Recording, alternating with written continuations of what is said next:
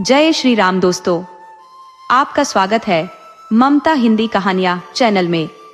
यहाँ पर आपको मिलेंगी दिल को छू जाने वाली प्रेरणादायक कहानियां। अगर आपको हमारी कहानियां पसंद आए तो वीडियो को लाइक करें, चैनल को सब्सक्राइब करें और अपने सुझाव कमेंट में जरूर दें। आपके सहयोग से आपका अपना चैनल ज्यादा से ज्यादा लोगों तक पहुंच पाए। धन्यवाद।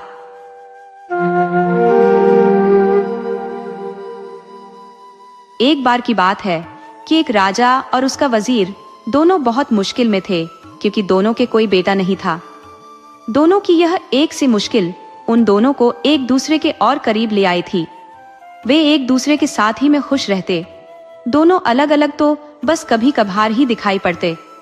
जहां राजा रहता वहीं उसका वजीर भी रहता, और जहां वजीर रहता राजा भी वहीं मिलता। एक सुबह वे दोनों जंगल में शिकार करने गए। वहां उनको एक साधु मिल गया जो आग के सामने उकड़ू बैठा हुआ था। लगता था कि वह पूजा कर रहा था, क्योंकि उसने आने वालों की तरफ देखा ही नहीं। राजा बोला, चलो चलकर इससे बात करते हैं, हो सकता है कि यह भला आदमी हमारा कुछ काम कर दे। सो दोनों ने उसके सामने लेटकर उसको प्रणाम किया और अपना दुखड़ा रोया। सिर नीचे झुकाए झुकाए ही साधु बोला, तुम दुखी मत हो, तुम लोग दुखी बिल्कुल मत हो। लो, ये 2 आम ले जाओ। एक आम तुम अपनी पत्नी को खिला देना और यह दूसरा आम दूसरे की पत्नी को खिला देना। तुम दोनों की पत्नियों के बच्चे हो जाएंगे। साधु को बहुत बहुत धन्यवाद देकर राजा और उसका मंत्री दोनों अपने अपने घर लौट गए और आम अपनी अपनी पत्नियों को खिला दिए। ठीक समय पर दोनों ने एक एक लड़के को जन्म दिया। जब ये दोनों लड़के पैदा हुए तो राजा के घर में और वजीर के घर में ही नहीं, बल्कि सारे राज्य में खुशियां मनाई गई। ब्राह्मणों को बिना नाप तौल के बहुत सारी भेंटें दी गई। गरीब लोगों को खाना खिलाया गया। सारे कैदी छोड़ दिए गए। देश में ऐसा समय पहले कभी किसी ने नहीं देखा था। जैसा कि सोचा जा सकता है, दोनों घरों में दोनों बच्चों की खास देखभाल की गई। जब वे बहुत छोटे थे तो उनकी देखभाल के लिए कई दाइयां रखी गई, और जब वे कुछ बड़े हो गए तब उनको कई टीचर पढ़ाने के लिए रखे गए। उनको सब तरह की शिक्षा दिलवाने के लिए किसी पैसे या कोशिशों में किसी तरह की कोई कमी नहीं बरती गई। इससे वे दोनों शिक्षा और कला दोनों में बहुत अच्छे निकले। अपने पिताओं की तरह वे भी आपस में एक दूसरे से बहुत प्यार करते थे और दोनों अक्सर साथ साथ ही रहते। एक दिन वे दोनों शिकार खेलने के लिए एक साथ जंगल में गए। वहां वे दोनों घंटों तक शिकार की खोज में घूमते रहे। काफी देर बाद राजकुमार बहुत थक गया और उसे प्यास भी लगाई। वे अपने घोड़ों से उतर गए और उन्होंने अपने अपने घोड़े एक पेड़ से बांध दिए।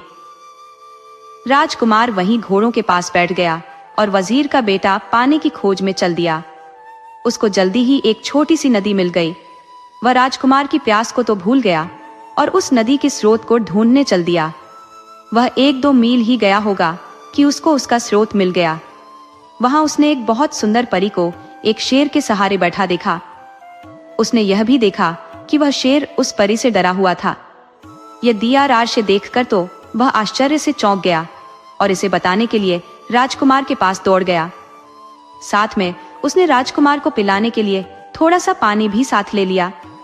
जब वजीर का बेटा राजकुमार के पास पहुंचा तो राजकुमार ने पूछा, अरे इतनी देर तक तुम कहाँ रह गए थे और तुम ऐसे डरे डरे से क्यों दिखाई दे रहे हो? तुम्हें क्या हुआ है? वजीर के बेटे ने जवाब दिया, कुछ नहीं, कुछ नहीं। राजकुमार बोला, कुछ तो हुआ है, तुम्हारा चेहरा बता रहा है कि तुम्हारे साथ जरूर ही कुछ हुआ है। तब वजीर के बेटे ने उसे बताया कि उसने एक बहुत सुंदर लड़की को देखा है। वह शेर के सहारे बैठी हुई थी और वह शेर उससे बहुत डरा हुआ लग रहा था। ऐसा था उसकी सुंदरता का जादू। राजकुमार बोला, मैं भी ऐसी लड़की को देखना चाहूंगा, तुम मुझे उसके पास ले चलो। वजीर का बेटा राजी हो गया और दोनों उस लड़की की तरफ चल दिए। वहां जाकर उन्होंने देखा कि शेर तो उस परी की गोद में सिर रखे सो रहा है। वजीर का बेटा बोला, डरो मत, हम उतनी देर में उस लड़की को पकड़ लेते हैं जबकि शेर सोया हुआ है। वे दोनों उस लड़की के और करीब चले गए। वजीर के बेटे ने शेर का सिर उठाया और उसको जमीन पर लिटा दिया, जबकि राजकुमार ने लड़की को पकड़ा और उसको साथ लेकर वहां से चल दिया। वजीर का बेटा वहीं रह गया। जब शेर जागा तो वहां वजीर के बेटे के अलावा किसी और को न देखकर बोला, अरे वह परी कहाँ गई? वजीर का बेटा बोला, मेरा दोस्त उसको ले गया है। शेर बोला, तुम्हारा दोस्त? तुम उसको अपना दोस्त कहते हो जो तुमको मरने के लिए यहाँ छोड़ गया है? वह तुम्हारा दोस्त नहीं, वह तो तुम्हारा सबसे बड़ा दुश्मन है। कोई सच्चा दोस्त इस तरीके से अपने दोस्त के साथ नहीं करेगा जैसा उसने तुम्हारे साथ किया है। अब मैं तुम्हें सच्चे दोस्तों की एक कहानी सुनाता हूँ। एक बार की बात है कि 3 दोस्त थे। एक राजकुमार था, एक ब्राह्मण था और एक बढ़ई था। इन तीनों के पास अपनी अपनी खास चतुराई थी। राजकुमार मुश्किल से मुश्किल और पेचीदा से पेचीदा मामलों को बहुत जल्दी सुलझा देता था। ब्राह्मण मरे हुए आदमी को जिंदा कर सकता था और बढ़ई चंदन की लकड़ी का एक ऐसा घर बना सकता था जो उसके मालिक के कहने पर कहीं भी जा सकता था। एक दिन ब्राह्मण और उसके माता पिता में कुछ कहा सुनी हो गई तो उसके माता पिता ने उसे घर से निकाल दिया। इस परेशानी के समय में वह अपने दोनों दोस्तों के पास पहुंचा और जाकर उन्हें सब हाल बताया। उसने उनसे कहा कि वे उसके साथ किसी दूर देश चलें। राजकुमार और बढ़ई दोनों राजी हो गए और तीनों वह देश छोड़कर वहां से कहीं और चल दिए। वे लोग बहुत दूर नहीं गए थे कि राजकुमार किसी वजह से रुक गया, पर बढ़ई और ब्राह्मण आगे चलते रहे। कुछ देर बाद राजकुमार जल्दी जल्दी आगे चला ताकि वह अपने दोस्तों को पकड़ सके, पर बदनसीबी से वह दूसरे रास्ते पर चला गया और उनको न पा सका। वह इस आशा में चलता रहा कि वह अपने दोस्तों को ढूंढ लेगा, पर जब काफी दूर जाने पर भी वे उसको नहीं मिले तो उसको लगा कि वे इतनी तेज क्यों जा रहे थे कि वह उनको पकड़ ही नहीं पा रहा था। पर इस बीच ब्राह्मण और बढ़ई दोनों बहुत ही धीरे चल रहे थे और सोच रहे थे कि राजकुमार अब तक उनको पकड़ क्यों नहीं पाया। वे लोग तो बहुत धीरे धीरे जा रहे थे। आखिर यह सोचकर उन्होंने उसके आने की आशा छोड़ दी कि शायद उसको घर की याद आ रही होगी तो वह घर वापस चला गया होगा।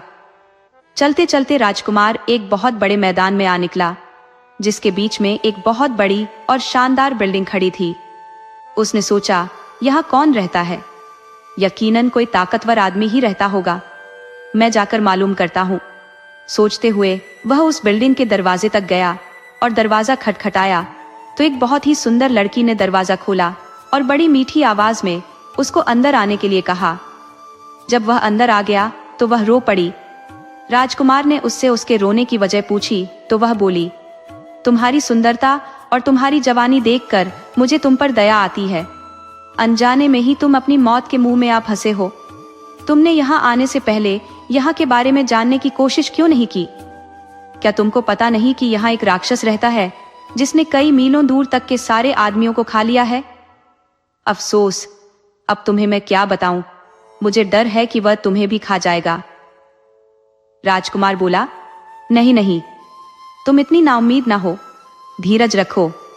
मुझे उसके बारे में कुछ बताओ तो शायद मेरी जान बच जाए। वह लड़की सिसकते हुए बोली, पर मुझे पता नहीं कि मैं तुम्हारी सुरक्षा के लिए क्या करूं। फिर वह उसको मकान के पीछे वाले कमरे की तरफ ले गई और उसमें रखे एक बड़े बक्से में उसको बंद कर दिया और उससे बोली, अब तुम यहाँ तब तक चुपचाप रहो जब तक मैं यहाँ दोबारा आती हूँ। भगवान तुम्हारी रक्षा करे। शाम को राक्षस लौटा तो उसकी तेज सूंघने की ताकत ने उसे बता दिया कि वहीं कहीं कोई आदमी मौजूद था। उसने लड़की से पूछा कि क्या तुम्हारे अलावा यहाँ कोई और भी आदमी है? कौन है वह, कहाँ है वह, जल्दी बताओ, मुझे बहुत जोर की भूख लगी है। लड़की बोली, लगता है आज तुम्हारी तबीयत ठीक नहीं है। यहाँ कोई आदमी नहीं आया। तुम क्या समझते हो कि यहाँ आने की कोई हिम्मत करेगा जो सारी दुनिया के लिए भयानक है? ये सुनकर राक्षस चुप हो गया। स्त्री ने देखा कि उसके शब्दों का असर उस पर हो गया है तो उसकी हिम्मत और बढ़ गई। उसको उससे मजाक सूझा तो उसने उससे उसकी जिंदगी के बारे में कुछ और जानना चाहा। वह बोली, तुम मुझे रोज इस घर में अकेला छोड़ जाते हो और जब तुम चले जाते हो तो मुझे यही पता नहीं होता कि तुम कब वापस लौटोगे। कभी कभी मुझे लगता है कि शायद तुम कभी वापस नहीं लौटोगे और तब मैं सोचती हूँ कि मैं किधर जाऊंगी, क्या करूंगी। तुम्हारी वजह से लोग मुझसे नफरत करते हैं तो मुझे लगता है कि किसी दिन वे मुझे मार देंगे। तुम ही मुझे बताओ कि क्या मुझे डरने की कोई जरूरत नहीं है? राक्षस बोला, प्रिय रो मत, तुम्हें डरने की कोई जरूरत नहीं है क्योंकि मैं कभी नहीं मरूंगा। फिर उस बिल्डिंग के एक बहुत बड़े खंभे की तरफ इशारा करते हुए वह बोला, जब तक यह खंभा न टूट जाए मैं नहीं मर सकता। पर यहाँ कौन है जो यह बात जाने। अगली सुबह जैसे ही राक्षस बाहर गया, वह लड़की गई और उसने राजकुमार को आजाद कर दिया और उसको रात वाली सारी बातें बता दी। राजकुमार यह सब सुनकर बहुत खुश हुआ। वह बोला, बस यही समय है, मैं इस खंभे को तोड़ देता हूँ और उस राक्षस को मार देता हूँ। ऐसा कहकर उसने खंभे को मार मार कर तोड़ दिया, जब तक उसके सैकड़ों टुकड़े न हो गए। ऐसा लग रहा था कि राजकुमार की हर चोट सीधी राक्षस पर पड़ रही थी, क्योंकि जैसे ही वह खंभे को मारता था, राक्षस बहुत जोर से चिल्लाता था। जब खंभा टूटकर गिर गया तो राक्षस भी मर गया। अब राजकुमार उस सुंदर लड़की के साथ उस घर में रहने लगा।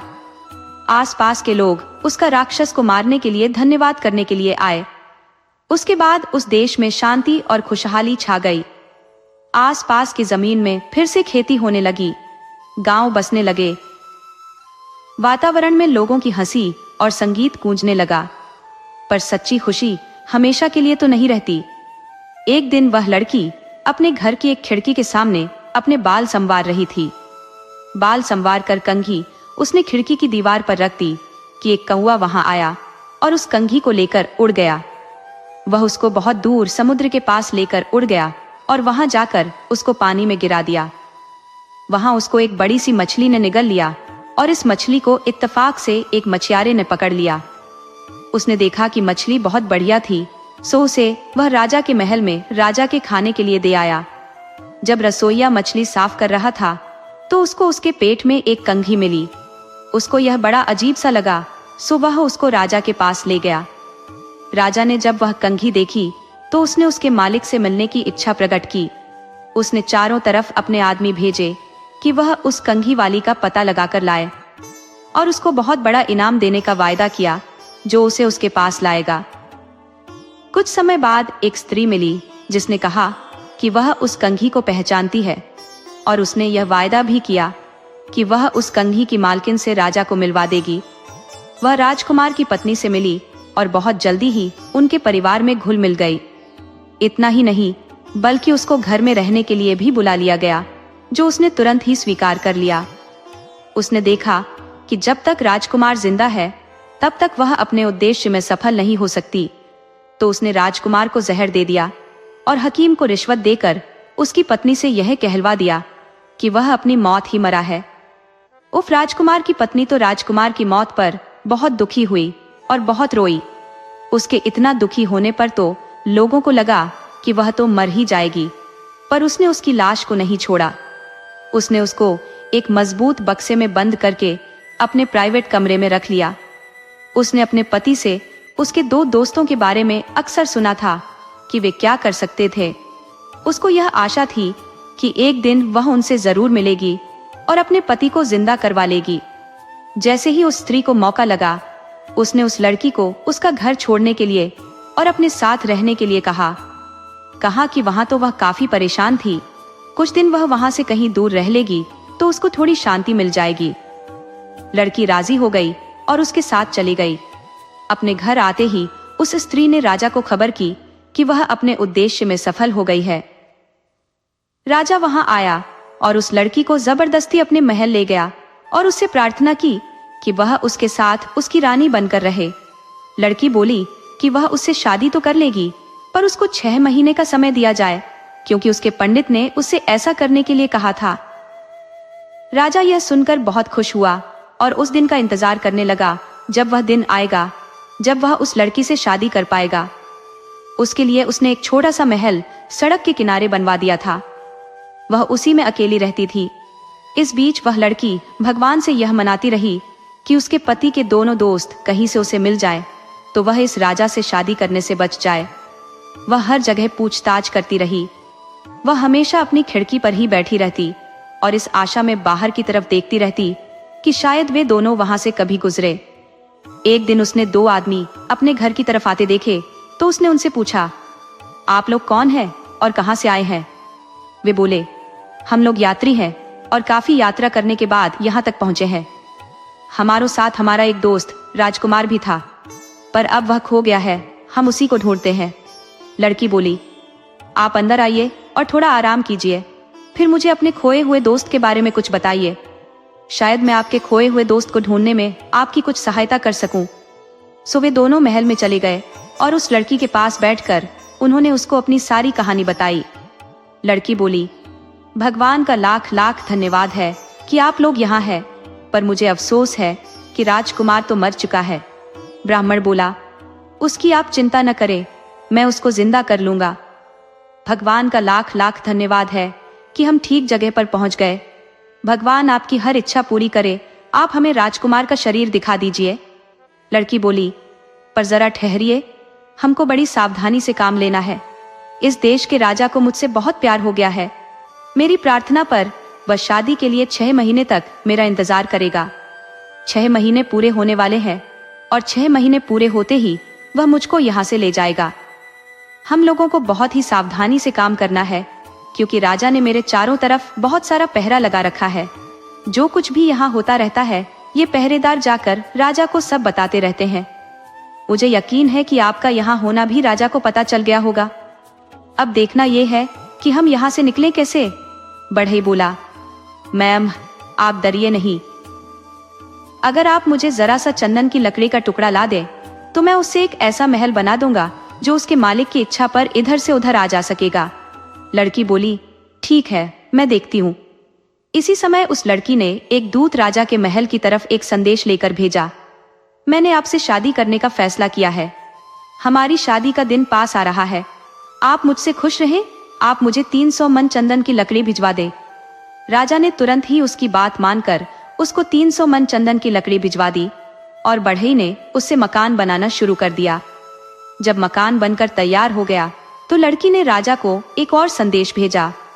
ओ भले शानदार राजा, हमारी शादी का दिन अब पास आ रहा है, तो आप मेरी भाभी और ननद को यह तुरंत आने की इजाजत दे। मैं अपनी शादी के बारे में उनसे कुछ सलाह लेना चाहती हूँ। राजा ने उसकी यह प्रार्थना भी मान ली। जैसे ही वे दोनों स्त्रियां उस लड़की के पास चंदन के मकान में पहुंची, वैसे ही बढ़ई ने उस मकान को राक्षस के मकान के पास जाने के लिए कहा। वहां उनको राजकुमार मिल जाता और वे लोग राजा से दूर आराम से रहते।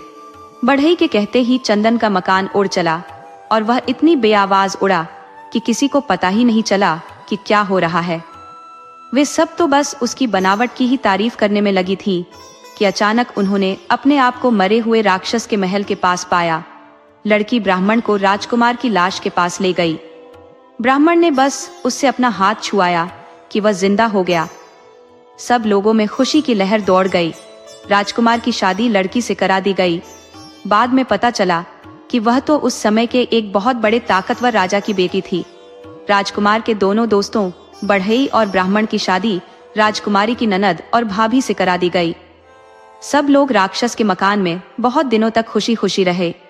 शेर ने अपनी कहानी खत्म करते हुए कहा, ओ वजीर के बेटे, जैसे वे ब्राह्मण और बढ़ई उस राजकुमार के दोस्त थे, वैसे लोग ही दोस्त होते हैं। राजकुमार की तो तुम बात मत करो, जो खुद तो परी को लेकर चला गया और तुमको यहाँ मरने के लिए छोड़ गया। उसको तुम अपना दोस्त मत कहो, वह तुम्हारा दोस्त नहीं है। खैर, तुम मरोगे नहीं, मैं तुम्हें कोई नुकसान नहीं पहुंचाऊंगा। तुम अपने घर जाओ और शांति से रहो। और वजीर का बेटा वहां से चला गया।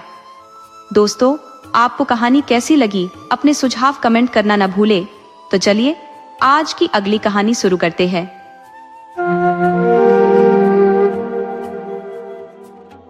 ये बहुत पुरानी बात है कि एक जगह एक राजा रहता था जो अपने में ही इतना लगा रहता था और अपने कहने और करने में इतना घमंड महसूस करता था कि यह बात अब जनता में यह एक कहावत बन गई थी, हमारे राजा जैसा मतलबी, हमारे राजा जैसा घमंडी।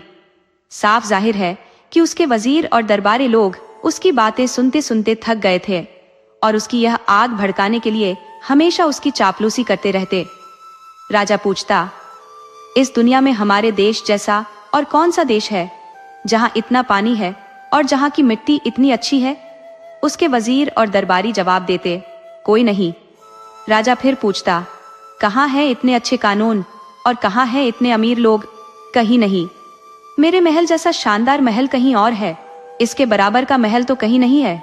कहीं नहीं? हाँ, कहकर वह अपनी दाढ़ी पर हाथ फेरता और एक लंबी सांस खींचता, जैसे यह सब कहकर उसके ऊपर से एक भारी बोझ उतर गया हो। करीब करीब जो भी राजा को सुनता वह उसकी ऐसी बातें सुनकर थक जाता।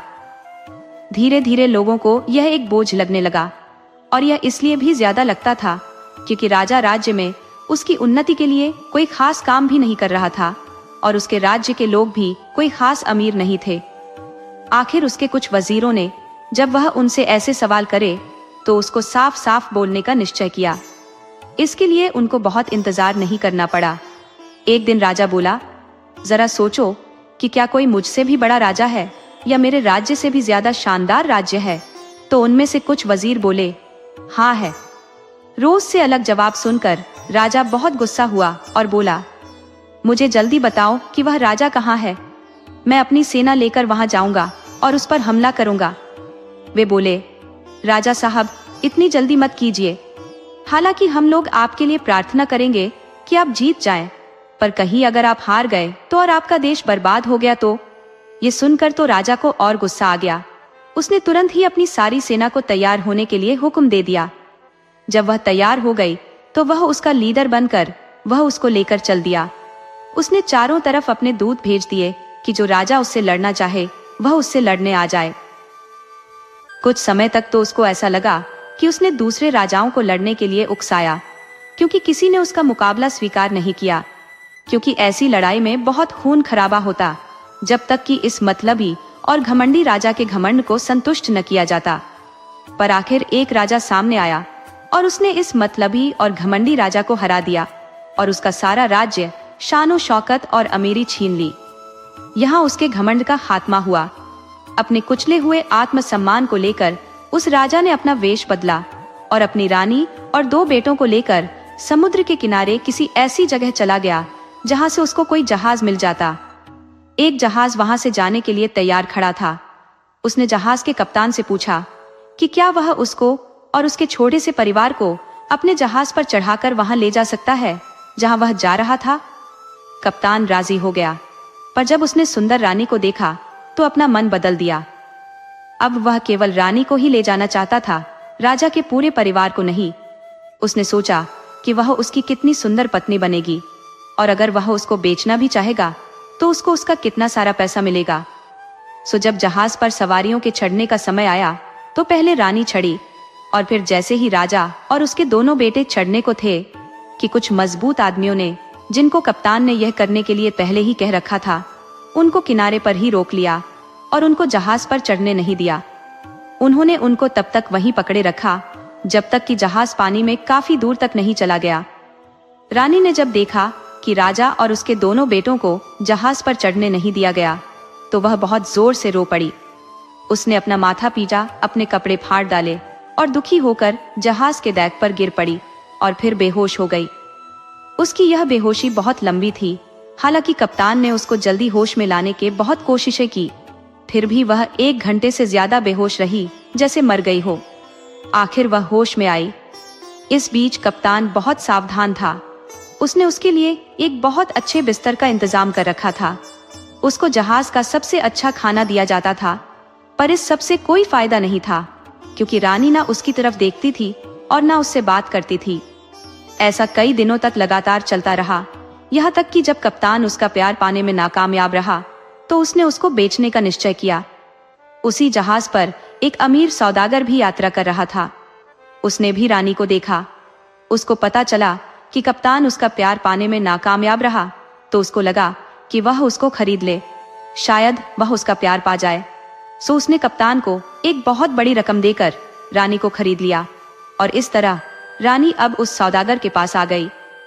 बहुत ही कोमलता से उसने रानी को खुश करने की और उससे प्यार जताने की कोशिश की। जब उसने उससे कहा कि उसने उसको बहुत सारा पैसा देकर उसे खरीदा है, इसलिए उसको उससे शादी कर लेनी चाहिए, तो आखिर वह उसका प्यार पाने में सफल हो गया। रानी ने कहा, हालांकि तुम्हारे और कप्तान के बीच में जो सौदा हुआ है वह बिल्कुल गैर कानूनी है, क्योंकि कप्तान को मुझे तुम्हें बेचने का कोई अधिकार ही नहीं है, क्योंकि मैं उसकी हूं ही नहीं। फिर भी क्योंकि मैं तुम्हें पसंद करती हूँ, इसलिए मैं तुमसे शादी कर लूंगी। अगर तुम 2 साल इंतजार करो और इस बीच मैं अपने पति और बेटों से नहीं मिली तो। सौदागर राजी हो गया और इस समय के खत्म होने का इंतजार करने लगा। उधर जैसे ही जहाज आंखों से ओझल हुआ तो उन आदमियों ने राजा और उसके दोनों बेटों को छोड़ दिया। अगर राजा की इच्छा होती तो भी अब उनसे बदला लेना तो बेकार था। सो अपने दोनों बेटों को छोड़कर वह समुद्र से दूर जमीन की तरफ तेजी से चल पड़ा। उसके दोनों बेटे रोते बिलखते उसके पीछे पीछे दौड़े। वे चलते रहे जब तक कि वह एक नदी के किनारे नहीं पहुंच गए। नदी तो उथली थी पर उसमें पानी का बहाव बहुत तेज था। राजा नदी पार करना चाहता था पर न तो वहां कोई नाव थी और न ही कोई पुल। सो उसे नदी को चलकर ही पार करना पड़ा। सावधानी से उसमें रास्ता ढूंढते हुए वह अपने एक बेटे के साथ उस नदी के पार पहुंचने में सफल हो गया। उस बेटे को वहीं छोड़कर वह अपने दूसरे बेटे को लाने के लिए लौट पड़ा, पर रास्ते में पानी का एक तेज बहाव आया जिससे वह पानी में डूब गया। जब दोनों बेटों ने देखा कि उनका पिता पानी में डूब गया है तो वे बहुत जोर जोर से रोने लगे। दुख की दूसरी वजह यह भी थी कि वे दोनों अलग अलग खड़े थे। वे एक दूसरे को चिल्ला चिल्ला कर एक दूसरे को बुलाते रहे, इधर से उधर घूमते रहे जब तक वे थक नहीं गए और उनको नींद नहीं आ गई। तभी वहां एक मछियारा अपनी नाव लेकर आया। उसने उन दोनों बच्चों को थका और दुखी देखकर अपनी नाव में बिठा लिया और उनसे पूछा कि वे कौन थे और उनके माता पिता कौन थे। उन्होंने उनके साथ जो कुछ भी हुआ था वह सब उसको बता दिया। जब उसने उनकी कहानी सुनी तो वह बोला, तुम्हारे माँ और बाप नहीं है और मेरे कोई बच्चा नहीं है, इसीलिए ऐसा लगता है कि भगवान ने तुम लोगों को मेरे पास भेज दिया है। क्या तुम मेरे बच्चे बनोगे, मछली पकड़ना सीखोगे और मेरे घर में रहना पसंद करोगे? बच्चे यह सुनकर बहुत खुश हो गए थे। उनको रहने खाने की जगह जो मिल गई थी। आओ, मैं तुम्हारी देखभाल करूंगा, कहकर मछियारा उनको नाव से उतारकर पास के एक मकान में ले गया। बच्चे उसके साथ खुशी खुशी चले गए। घर में जब उन्होंने उसकी पत्नी को देखा तब तो वह और ज्यादा खुश हो गए, क्योंकि वह उनके लिए बहुत अच्छी थी। वह उनको अपने सगे बेटों से भी बढ़कर मानती थी।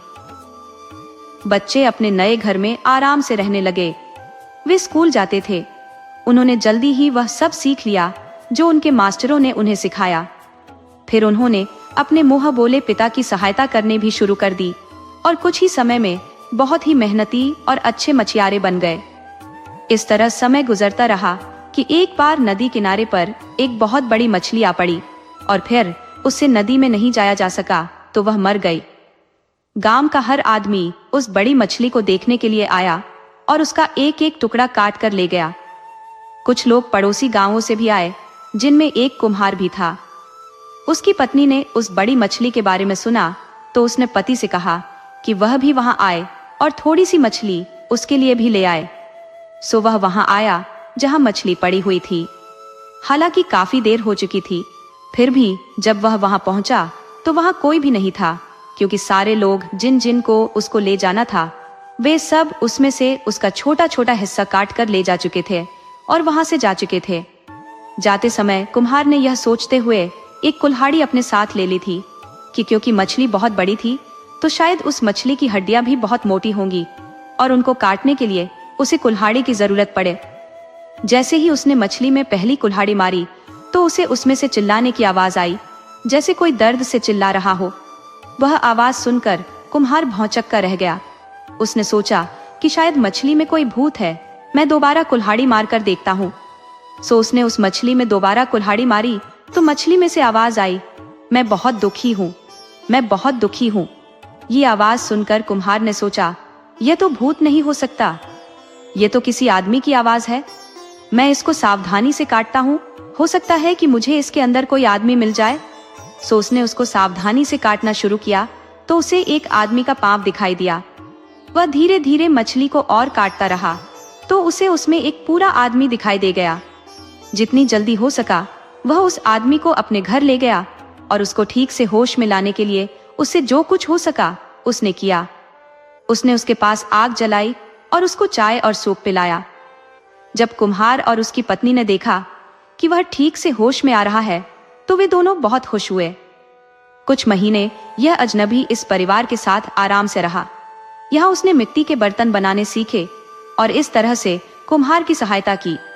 इत्तेफाक से उन्हीं दिनों वहां का राजा मर गया और यह उस देश का रिवाज था कि मरे हुए राजा का हाथी और बाज जिस किसी को चुन लेते थे वही वहां का राजा होता था। सो जब वह राजा मर गया तो राजा के हाथी को सारे राज्य में घुमाया गया और बाज को भी चारों तरफ उड़ा दिया गया ताकि वे वहां का राजा चुन सकें।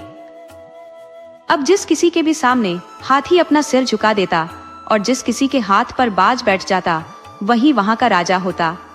सो हाथी और बाज घूमते घूमते उसी कुम्हार के घर जा पहुंचे जिसने मछली के पेट से निकले हुए आदमी को शरण दी थी। इत्तेफाक से वह अजनबी वही घर के दरवाजे पर खड़ा था। जैसे ही हाथी और बाज ने उस अजनबी को देखा तो हाथी ने उसे झुककर सलाम किया और बाज उसके हाथ पर जाकर बैठ गया। लोग जो हाथी के पीछे पीछे जा रहे थे यह देखकर चिल्लाए, यही हमारा राजा है, यही हमारा राजा है। सबने अजनबी के सामने लेटकर उसको सलाम किया और अपने सामने महल चलने की प्रार्थना की। राजा के मंत्रियों ने जब यह सुना तो वे बहुत खुश हुए और उन्होंने अपने नए राजा का खुशी से स्वागत किया। उसको राजा बनाने के रस्मों रिवाज पूरे किए गए और राजा अपने काम में लग गया। सबसे पहला काम राजा ने यह किया कि उसने कुम्हार और उसकी पत्नी को बुलाया और उन्हें कुछ पैसे और जमीन दी। इस तरीके से और दूसरे तरीकों से भी न्याय करके अच्छे नियम बनाकर होशियार और अक्लमंद लोगों को चुनकर राजा ने बहुत सारे लोगों का प्यार पा लिया। कुछ ही दिनों में वह खुशहाली छा गई, पर कुछ ही महीनों में वह बीमार पड़ गया। जनता की तरफ इतना सारा ध्यान देना उसके बस में नहीं था, सो उसके राज्य के डॉक्टरों ने उसको बाहर घूमने की सलाह दी। उनकी सलाह मानकर राजा कभी घुड़सवारी के लिए निकल जाता, तो कभी शिकार खेलने के लिए चला जाता, तो कभी मछली पकड़ने चला जाता। उसको मछली पकड़ना बहुत अच्छा लगता था। ये देखकर एक दिन एक मछियारा उसके पास एक बहुत बड़ी मछली लेकर आया और बोला, सरकार मुझसे खुश हो, आज मैंने यह मछली पकड़ी है, ये मैं आपके लिए लेकर आया हूँ। राजा उस बड़ी सी मछली को देखकर बहुत खुश हुआ और उससे पूछा कि वह मछली उसने कब और कैसे पकड़ी। मछियारे ने राजा को सब बातें बता दी और मछलियों के बारे में उसको इतनी जानकारी बताई कि राजा ने उससे कहा कि जब वह मछली पकड़ने जाए तो वह भी उसके साथ मछली पकड़ने चला करे, ताकि राजा भी मछली पकड़ने की कला सीख सके और वह भी वैसी ही बड़ी मछली पकड़ सके जैसी कि उसने अभी राजा को भेंट की थी। मछियारा बोला, सरकार आप बहुत अच्छे और दयालु हैं, जो भी आप हुक्म करेंगे उसे हर आदमी को ठीक और न्यायपूर्ण मानना चाहिए, पर आप मुझ नौकर की भी एक बात सुन ले तो बड़ी मेहरबानी होगी। मेरे घर में 2 लड़के हैं जो मुझसे भी ज्यादा होशियार और ताकतवर हैं। अगर सरकार इजाजत दे तो मैं वायदा करता हूँ कि वे हमेशा आपकी सेवा में लगे रहेंगे। राजा इस बात पर राजी हो गया। अब जब भी वह मछली पकड़ने जाता तो मछियारे के दोनों बेटों को अपने साथ ले जाता। धीरे धीरे राजा की उन दोनों बेटों से जान पहचान बढ़ती गई। राजा उनको बहुत चाहने लगा क्योंकि वे बहुत तेज थे, होशियार थे, सुंदर थे और स्वभाव के बहुत अच्छे थे। बाद में उसने कुछ ऐसा इंतजाम कर लिया कि वह कहीं भी जाता तो उनको अपने साथ ही रखता। करीब करीब इसी समय जिस सौदागर ने उस राजा की पत्नी को खरीदा था, जो नदी में डूब गया था, व्यापार करने के लिए इस राजा के देश में आया। उसने राजा से मिलना चाहा तो राजा ने उसे मिलने का समय दे दिया। उसने बहुत सारे कीमती जवाहरात और सामान राजा को दिखाया।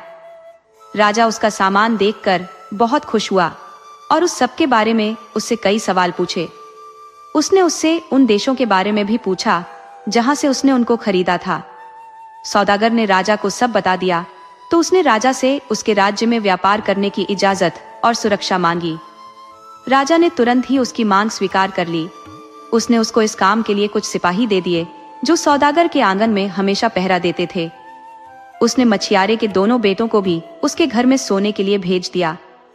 एक रात इन दोनों बेटों को किसी वजह से नींद नहीं आ रही थी, तो छोटे भाई ने बड़े भाई से कहा कि वह उसको कोई कहानी सुनाए ताकि उसे नींद आ जाए। बड़ा भाई बोला, ठीक है, मैं तुझे अपने साथ घटी एक घटना सुनाता हूँ। कहकर उसने उसको यह कहानी सुनाई। एक बार की बात है कि एक बहुत ही बड़ा पढ़ा लिखा और अमीर राजा था, लेकिन वह बहुत घमंडी था। एक बार वह अपनी सेना लेकर दूसरे राजाओं को लड़ाई की चुनौती देता हुआ बाहर निकल पड़ा। तो कुछ राजा तो उससे हार गए, पर एक राजा जो उससे ज्यादा ताकतवर था उसे लड़ा और उसने उसको हरा दिया। हारा हुआ राजा अपनी पत्नी और 2 बेटों के साथ किसी तरह बचकर भाग निकला। भागते भागते इस आशा में वह समुद्र के किनारे पहुंचा कि शायद उसको वहां कोई जहाज मिल जाए तो वह उसमें बैठकर बाहर निकल जाए, जहां जाकर वह अपनी मुसीबतों को भूल जाए और नए सिरे से जिंदगी शुरू कर सके। कई मील चलने के बाद वे समुद्र के किनारे पहुंचे। खुशकिस्मती से उनको एक जहाज मिल गया जो किनारा छोड़ने ही वाला था। राजा ने जहाज के कप्तान से उनको ले जाने की बात की तो कप्तान मान तो गया, पर अफसोस वह कप्तान बहुत ही बुरा आदमी था। उसने पहले रानी को जहाज पर चढ़ाया और फिर जैसे ही राजा और उसके 2 बेटे जहाज पर चढ़ने लगे तो उसके आदमियों ने उन सबको वहीं किनारे पर ही रोक लिया और उनको तब तक रोके रखा जब तक वह जहाज आंखों से ओझल नहीं हो गया। उस राजा के लिए वह कितना भयानक समय था।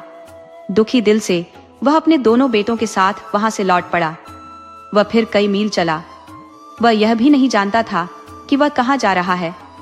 चलते चलते वह एक नदी के पास आ पहुंचा जिसका बहाव बहुत तेज था, क्योंकि उस नदी को पार करने के लिए वहां न तो कोई नाव थी और न ही कोई पुल, सो उसको वह नदी चलकर ही पार करनी पड़ी। उसने अपने एक बेटे को लिया और नदी पार कर गया। फिर वह अपने दूसरे बेटे को लेने आया, पर बीच में ही वह डूब गया। तब से उसका कोई पता नहीं है। तो समझ सकता है कि पिता के डूबने के बाद उन दोनों बेटों की क्या हालत हुई होगी। उस समय रात होने वाली थी। उनके पास न तो कोई खाना था और कोई रहने की कोई जगह। न उनको यह मालूम था कि वे कहां जाएं। एक नदी के एक किनारे पर खड़ा था और दूसरा दूसरे किनारे पर। वह एक दूसरे के पास भी नहीं जा सकते थे। आखिर उसी समय एक मछियारा अपनी नाव में आया और दोनों बच्चों को अपनी नाव में बिठाकर अपने घर ले गया। वह उन दोनों को बहुत चाहने लगा और उसकी पत्नी भी। इस तरह वे दोनों उनके माता पिता जैसे हो गए। यह उनके साथ 2 साल पहले हुआ था। अब वे दोनों लड़के दूसरों को उनके असली बेटे जैसे लगते हैं। सो मेरे भाई, वे दोनों लड़के हम दोनों हैं और ये है हमारी कहानी। कहानी इतनी मजेदार थी और उसका अंत भी इतना अच्छा था कि बजाय सोने के छोटे भाई की आंख और ज्यादा खुल गई।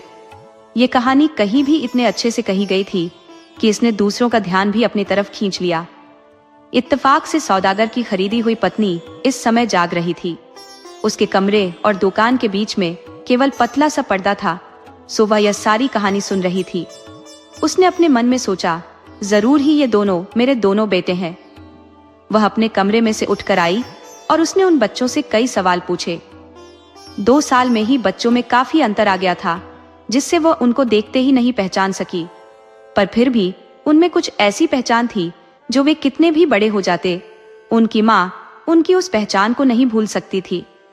ये पहचान और उसके सवालों के जवाबों ने उसके मन में आए विचार को पक्का कर दिया कि वे दोनों उसी के बेटे थे।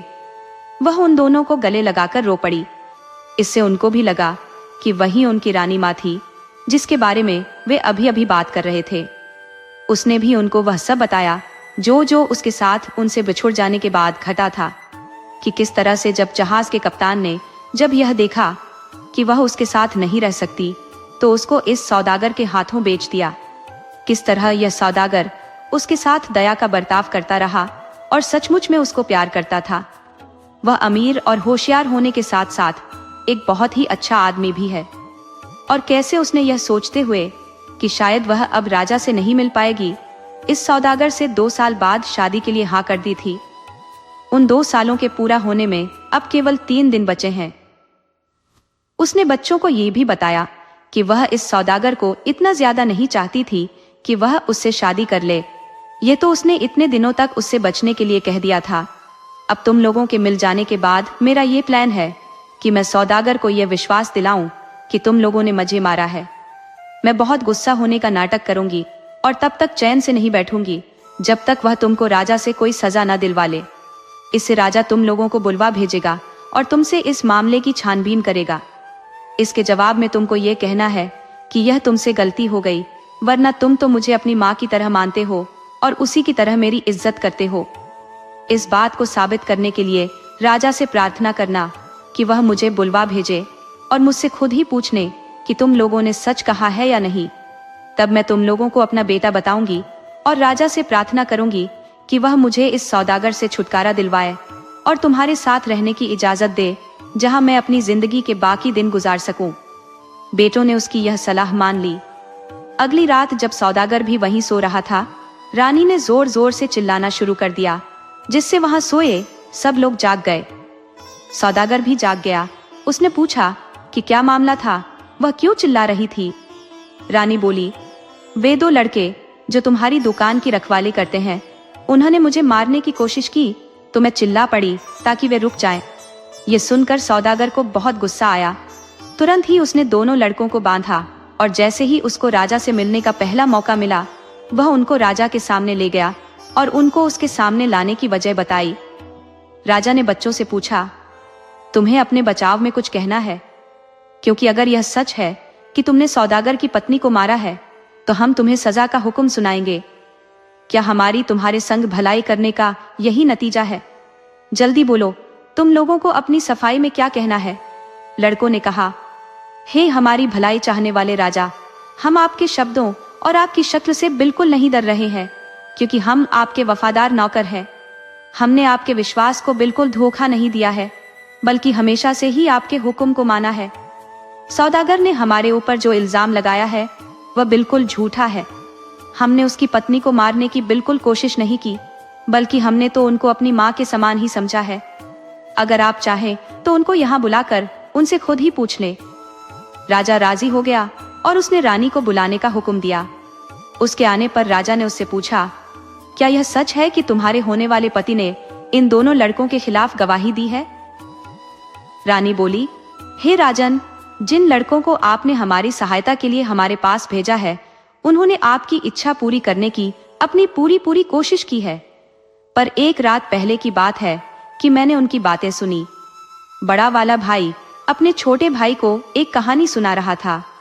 जैसा कि उसने कहा, वह कहानी उसकी अपनी ही थी। वह एक घमंडी राजा की कहानी थी, जिसको उससे एक ज्यादा ताकतवर राजा ने हरा दिया था।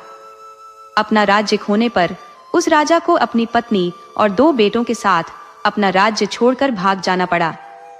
वह भागकर समुद्र की तरफ पहुंचा ताकि वह वहां से कहीं दूर जा सके। खुशकिस्मती से उसको एक जहाज भी मिल गया जो किनारा छोड़कर जाने वाला ही था। उसने उससे मिलकर बात कर ली कि वह जहाज उन सबको वहां ले जाएगा जहां वह जा रहा था। पर उस जहाज का कप्तान एक बहुत ही बुरा आदमी निकला। उसने राजा की पत्नी को चुरा लिया और उसको दूर देश ले गया, जहां जाकर उसने उसको एक अमीर सौदागर को बेच दिया। उधर राजा और उसके दोनों बेटे फिर कहीं और चले गए। वहां वे एक नदी के किनारे आए जहां राजा डूब गया। उसके दोनों बेटे एक मछियारे को मिल गए, जिसने उनको अपने बच्चों की तरह पाला। राजा साहब, वे 2 बच्चे आपके सामने हैं और मैं इनकी माँ हूँ, जिसको चुरा लिया गया था और फिर एक सौदागर को उसकी पत्नी बनाकर बेच दिया गया था, जिसके साथ वह 2 दिन बाद उसकी पत्नी बनकर रहने वाली है, क्योंकि मैंने उससे वायदा किया था कि अगर फला समय तक मेरा पति और मेरे दोनों बेटे न मिले तो मैं उससे शादी कर लूंगी। पर अब मेरे बच्चों के मिल जाने के बाद मैं आपसे प्रार्थना करती हूँ कि मुझे इस सौदागर से छुटकारा दिलवाया जाए। मैं दोबारा शादी नहीं करना चाहती, क्योंकि मेरे दोनों बच्चे मेरे पास हैं।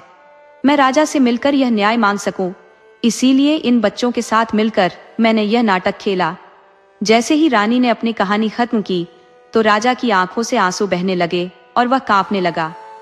जब वह थोड़ा संभला तो वह अपने सिंहासन से उठा और रानी और दोनों बच्चों की तरफ बढ़ा। उसने तीनों को अपने गले लगाया और रोकर बोला, तुम मेरी पत्नी और मेरे बच्चे हो। भगवान ने तुम लोगों को मेरे पास वापस भेज दिया है। मैं राजा जैसा तुम लोगों को लगा डूबा नहीं था, बल्कि एक बड़ी मछली मुझे निगल गई थी। कुछ दिन तक मैं उसी मछली के पेट में जिंदा रहा। उसके बाद वह मछली किनारे पर आकर पड़ गई, तब मैं उसके पेट से आजाद हुआ। एक कुम्हार दया करके मुझे अपने घर ले गया। उसने मुझे अपना काम सिखाया। मैं वह काम करके अपना पेट अपने आप पालने लायक हुआ ही था कि यहाँ का राजा मर गया। उस राजा के हाथी और बाज ने मुझे अपना राजा चुन लिया और इसीलिए अब मैं यहाँ हूँ। उसके बाद राजा ने रानी और अपने दोनों बेटों को महल ले जाने का हुक्म दिया। उसने वहां जमा हुए लोगों को भी अपने इस व्यवहार की सफाई दी। सौदागर को विनम्रता पूर्वक उसके देश भेज दिया गया। जब दोनों राजकुमार राज्य संभालने लायक हो गए, तब राजा ने अपने बड़े बेटे को अपना राज्य सौंप दिया और खुद रानी के साथ शांति से अपना जीवन बिताया। जांड। दोस्तों, आपको कहानी कैसी लगी अपने सुझाव कमेंट करना न भूले। तो चलिए आज की अगली कहानी शुरू करते हैं।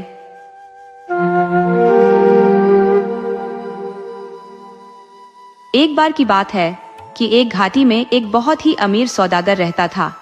उसके एक ही बेटा था, पर वह अपने उस अकेले बेटे से खुश नहीं था। उसका वह बेटा बहुत ही बेवकूफ सा था और कोई अक्ल का काम करना तो दूर कुछ और भी नहीं करता धरता था। पर उसकी माँ उसको बहुत प्यार करती थी।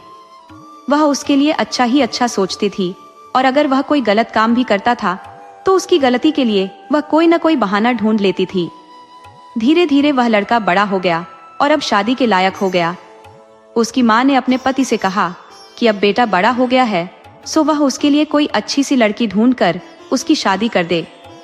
पर वह सौदागर अपने बेटे की बेवकूफियों पर इतना शर्मिंदा था कि उसने अपने मन में यह तय कर रखा था कि वह उसकी शादी कभी नहीं करेगा। उधर उसकी माँ उसकी शादी की बहुत चिंता कर रही थी। वह तो बहुत दिनों से उसकी शादी का सपना देख रही थी कि कब मेरा बेटा बड़ा होगा और कब मैं उसकी शादी करूंगी। वह सारी उम्र कुंवारा बैठा रहे, ये तो वह सोच भी नहीं सकती थी और न वह इसके लिए तैयार ही थी। सो उसने अपने बेटे की शादी के लिए बहुत कोशिशें की। उसने अपने पति को उसकी अक्लमंदी के कई लक्षण बताए, कई अक्लमंदी के काम बताए ताकि उसका पति उसकी शादी कर दे।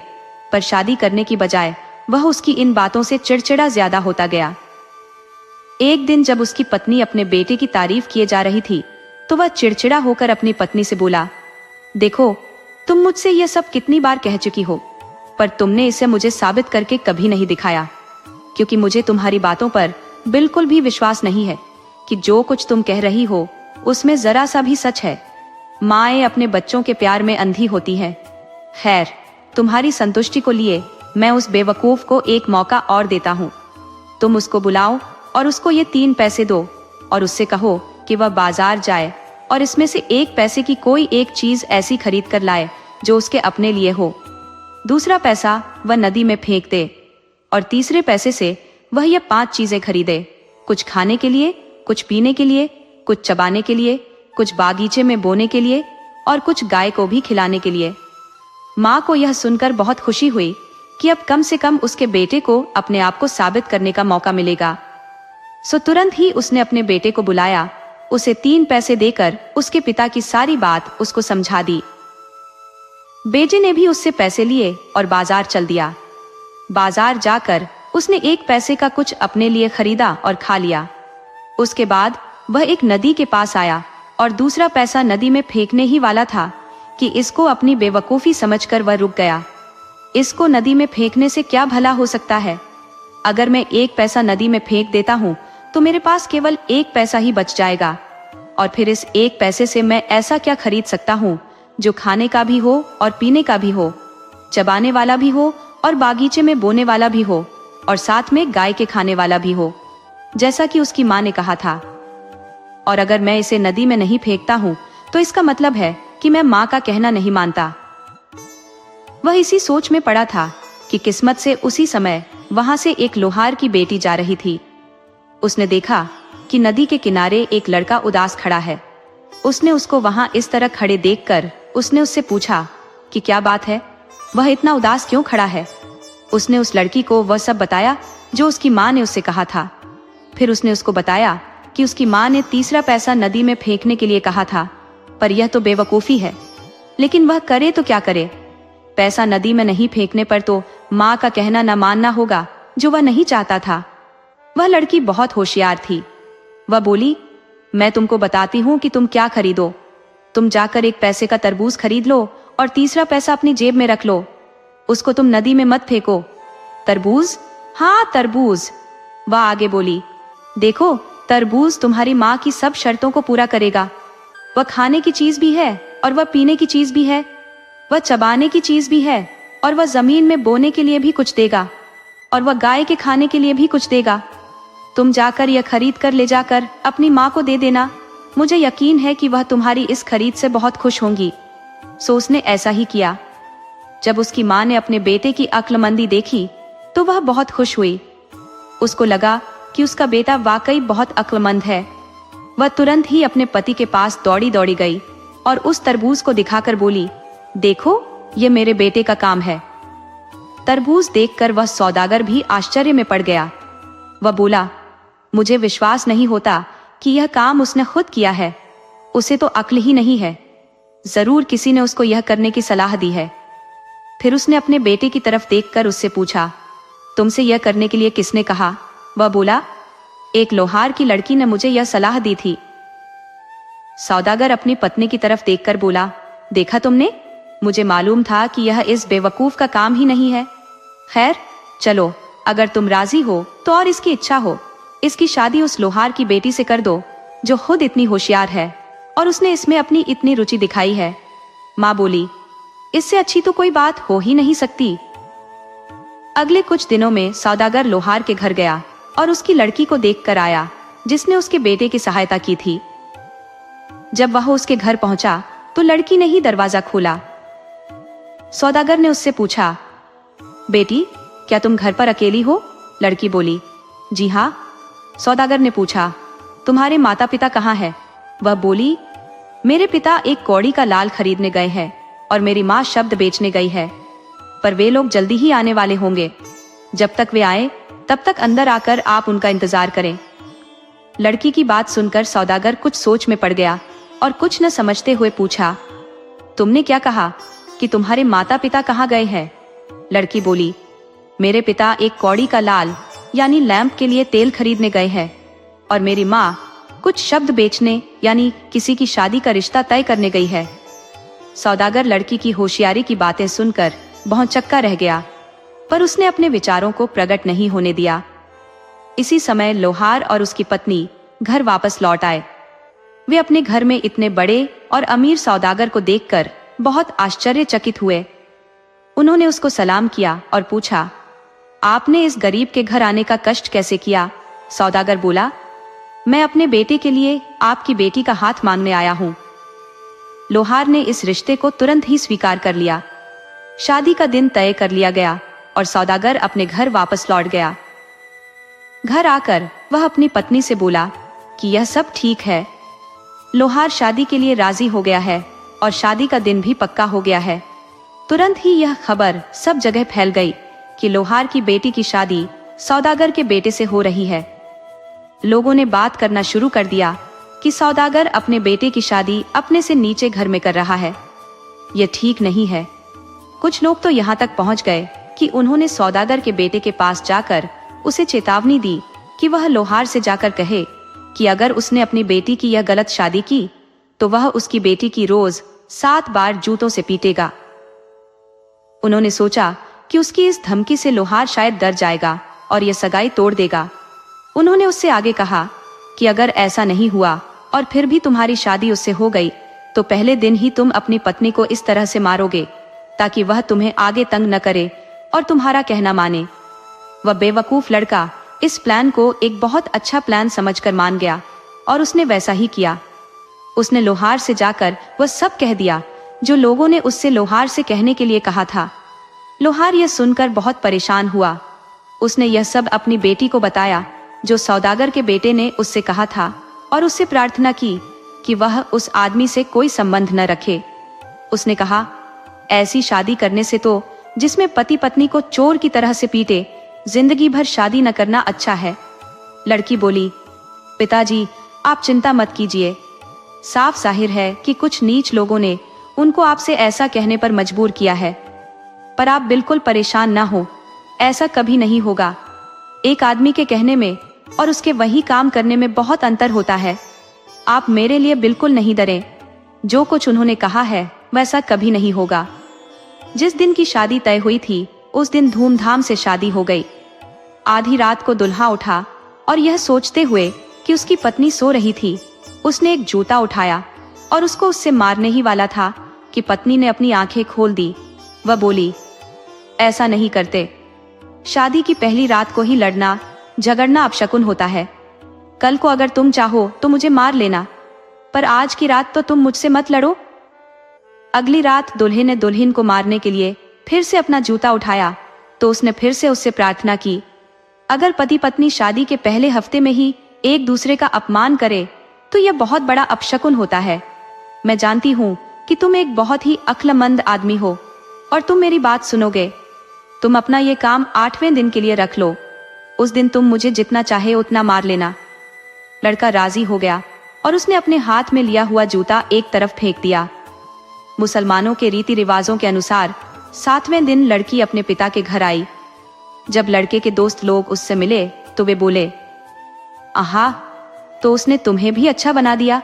तुम कितने बेवकूफ हो, हमें मालूम था कि ऐसा ही होगा।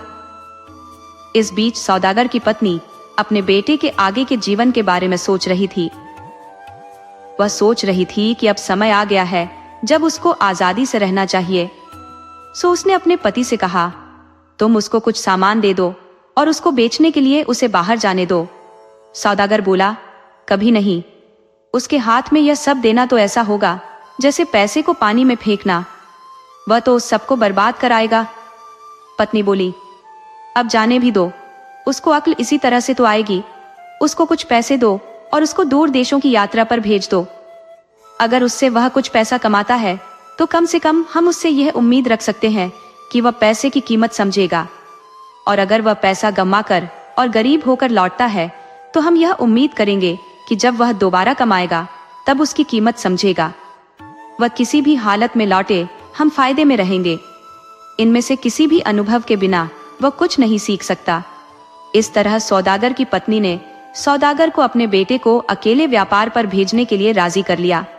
उसने अपने बेटे को बुलाया, उसको कुछ पैसे दिए, कुछ सामान दिया और कुछ नौकर उसके साथ करके उसे व्यापार करने भेज दिया। इस तरह वह नौजवान सौदागर अपने नौकरों के साथ व्यापार पर चल दिया। उनका कारवां बहुत दूर नहीं गया था कि वे सब एक बहुत बड़े बागीचे के पास से गुजरे। उस बागीचे के चारों तरफ एक बहुत ऊंची चहारदीवारी खींची हुई थी। नौजवान सौदागर ने पूछा, यह क्या जगह है? इसके अंदर जाओ और देख कर आओ। उसके नौकर लोग गए और वापस आकर उसे बताया कि उस चहारदीवारी के अंदर एक बहुत बड़े बागीचे में एक बहुत बड़ी और शानदार बिल्डिंग है। इस पर वह नौजवान सौदागर खुद उस बागीचे के अंदर गया। जब वह उस बड़ी और शानदार बिल्डिंग को देख रहा था तो उसमें उसको एक बहुत सुंदर लड़की दिखाई दी। उस लड़की ने उसको नड़ खेलने के लिए अंदर बुलाया। ये लड़की एक बहुत बड़ी जुआरी थी।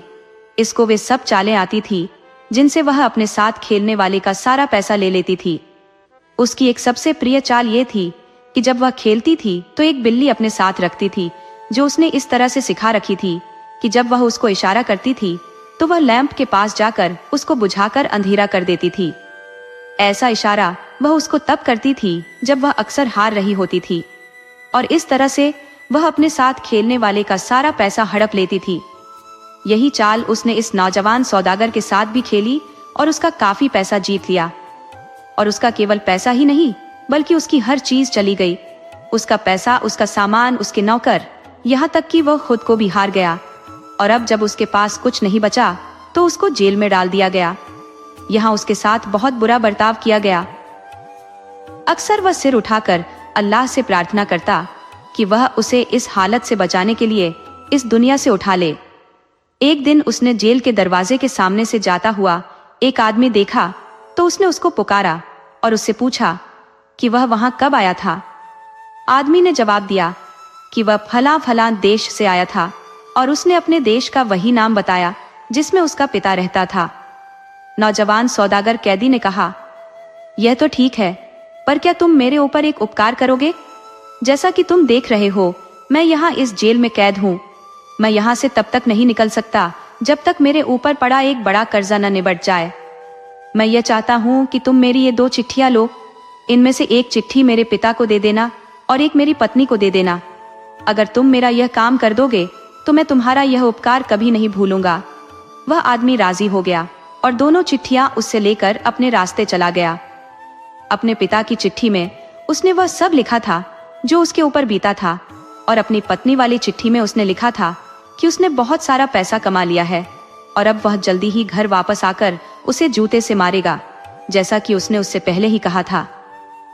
जैसे ही उस आदमी ने उस देश में अपना काम खत्म किया, वह अपने देश लौट गया और जाकर दोनों चिट्ठियां दे दी।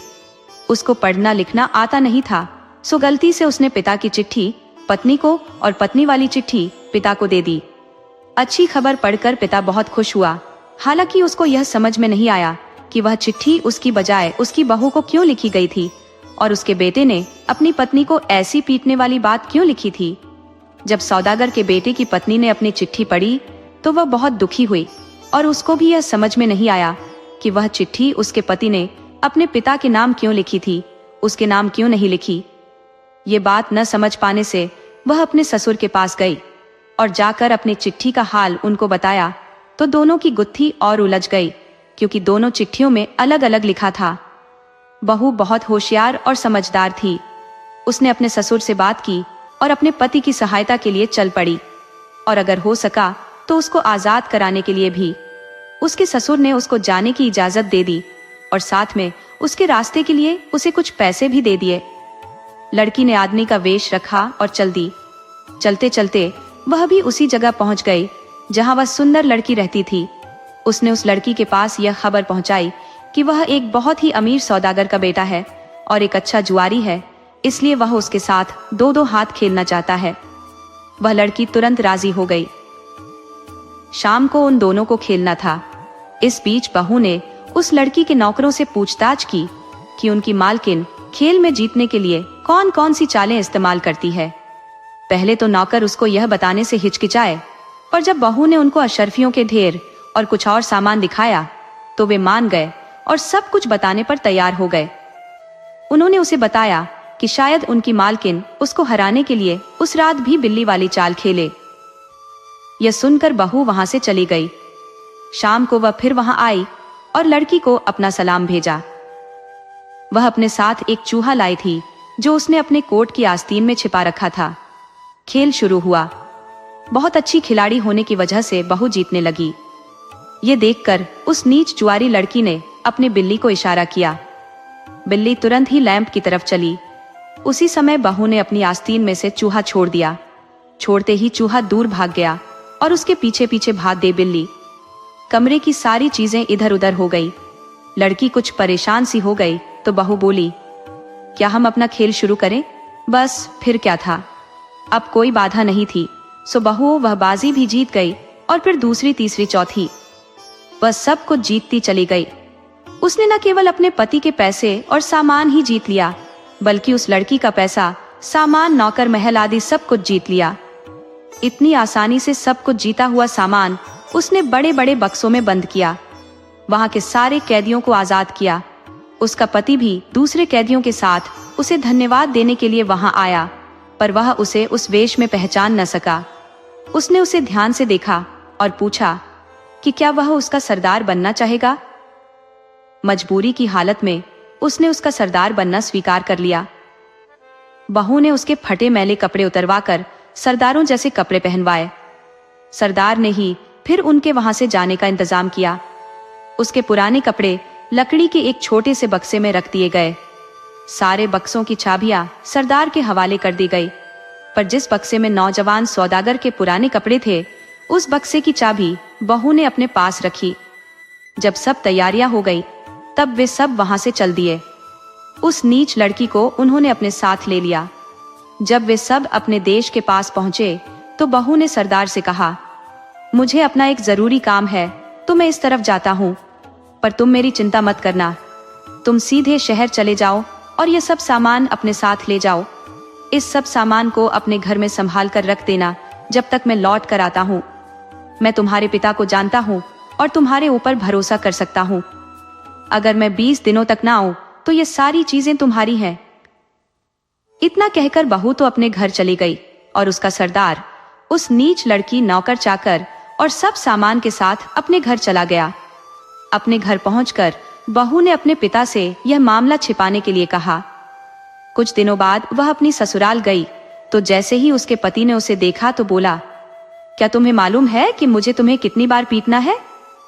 ऐसा कहकर उसने अपना जूता निकालने का बहाना किया।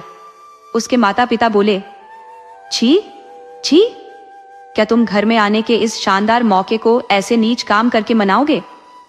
उसकी पत्नी बोली, अब मुझे पता चला। अब तक मैं सोचती थी कि शायद तुम में कुछ अक्ल आ गई होगी, पर लगता है कि तुम वैसे के वैसे ही रहे। इधर देखो, वह बक्सा मेरे पास लाओ, उसको खोलो और उसमें रखे गंदे कपड़े देखकर बताओ कि ये कपड़े किसके हैं, तुम्हारे या किसी और के। इनको देखो और याद करो कि जेल के रखवालों ने तुम्हारे साथ कैसा व्यवहार किया था, कितनी जोर जोर से मारा था उन्होंने तुमको, कितना खराब और कितना कम खाना दिया था उन्होंने तुमको, और कितनी गालियां दी थी उन्होंने तुमको। ये याद करके तो तुम कांप जाते होगे ना। सुनो, मैं ही वह अमीर सौदागर का बेटा हूँ जिसने तुमको छुड़ाया है। जो चिट्ठी तुमने अपने पिता को लिखी थी वह इत्तेफाक से मेरे पास आ पहुंची। मैंने तुम्हारा दुख पढ़ा और तुरंत ही तुमको छुड़ाने के लिए चल पड़ी। मैंने एक नौजवान सौदागर का वेश रखा और जाकर उस लड़की से मिली जिसने तुम्हें बेवकूफ बनाया था। मैं उसके साथ खेली और तुम्हारा सब कुछ जीत लिया जो तुमने हारा था, और इसके अलावा उस लड़की का भी सब कुछ जीत लिया। यही वह लड़की है। जाओ और जाकर उससे पूछो कि वह मुझे पहचानती है कि नहीं। उस जुआरी लड़की ने कहा, हाँ हाँ, यही है वह। सौदागर का बेटा तो यह सुनकर भौंचक्का रह गया। उसके मुंह से तो कोई बोल ही नहीं फूटा।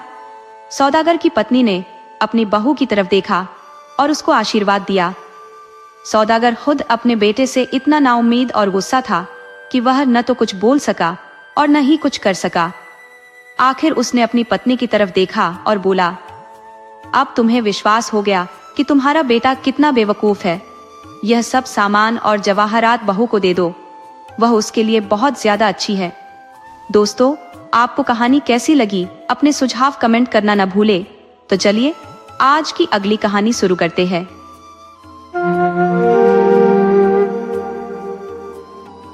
कहा जाता है कि महाभारत युद्ध समाप्त हो चुका था और देश में पांडवों का राज पुनः स्थापित हो चुका था। एक दिन महाराज युधिष्ठिर ने हस्तिनापुर के विद्वानों और वरिष्ठों को भोजन के लिए निमंत्रित किया। भोजन करवाने के बाद महाराज युधिष्ठिर उनसे संबोधित हुए, महाभारत युद्ध में हमने विजय पाई और समूचे देश पर हमारा शासन है, पर न जाने क्यों मेरा मन उदास है, जैसे मेरे हृदयोद्यान के सघन बौरों पर तुषारपात हो गया है। क्या आप में से कोई महानुभाव मेरी इस उदासी का कारण बता सकता है?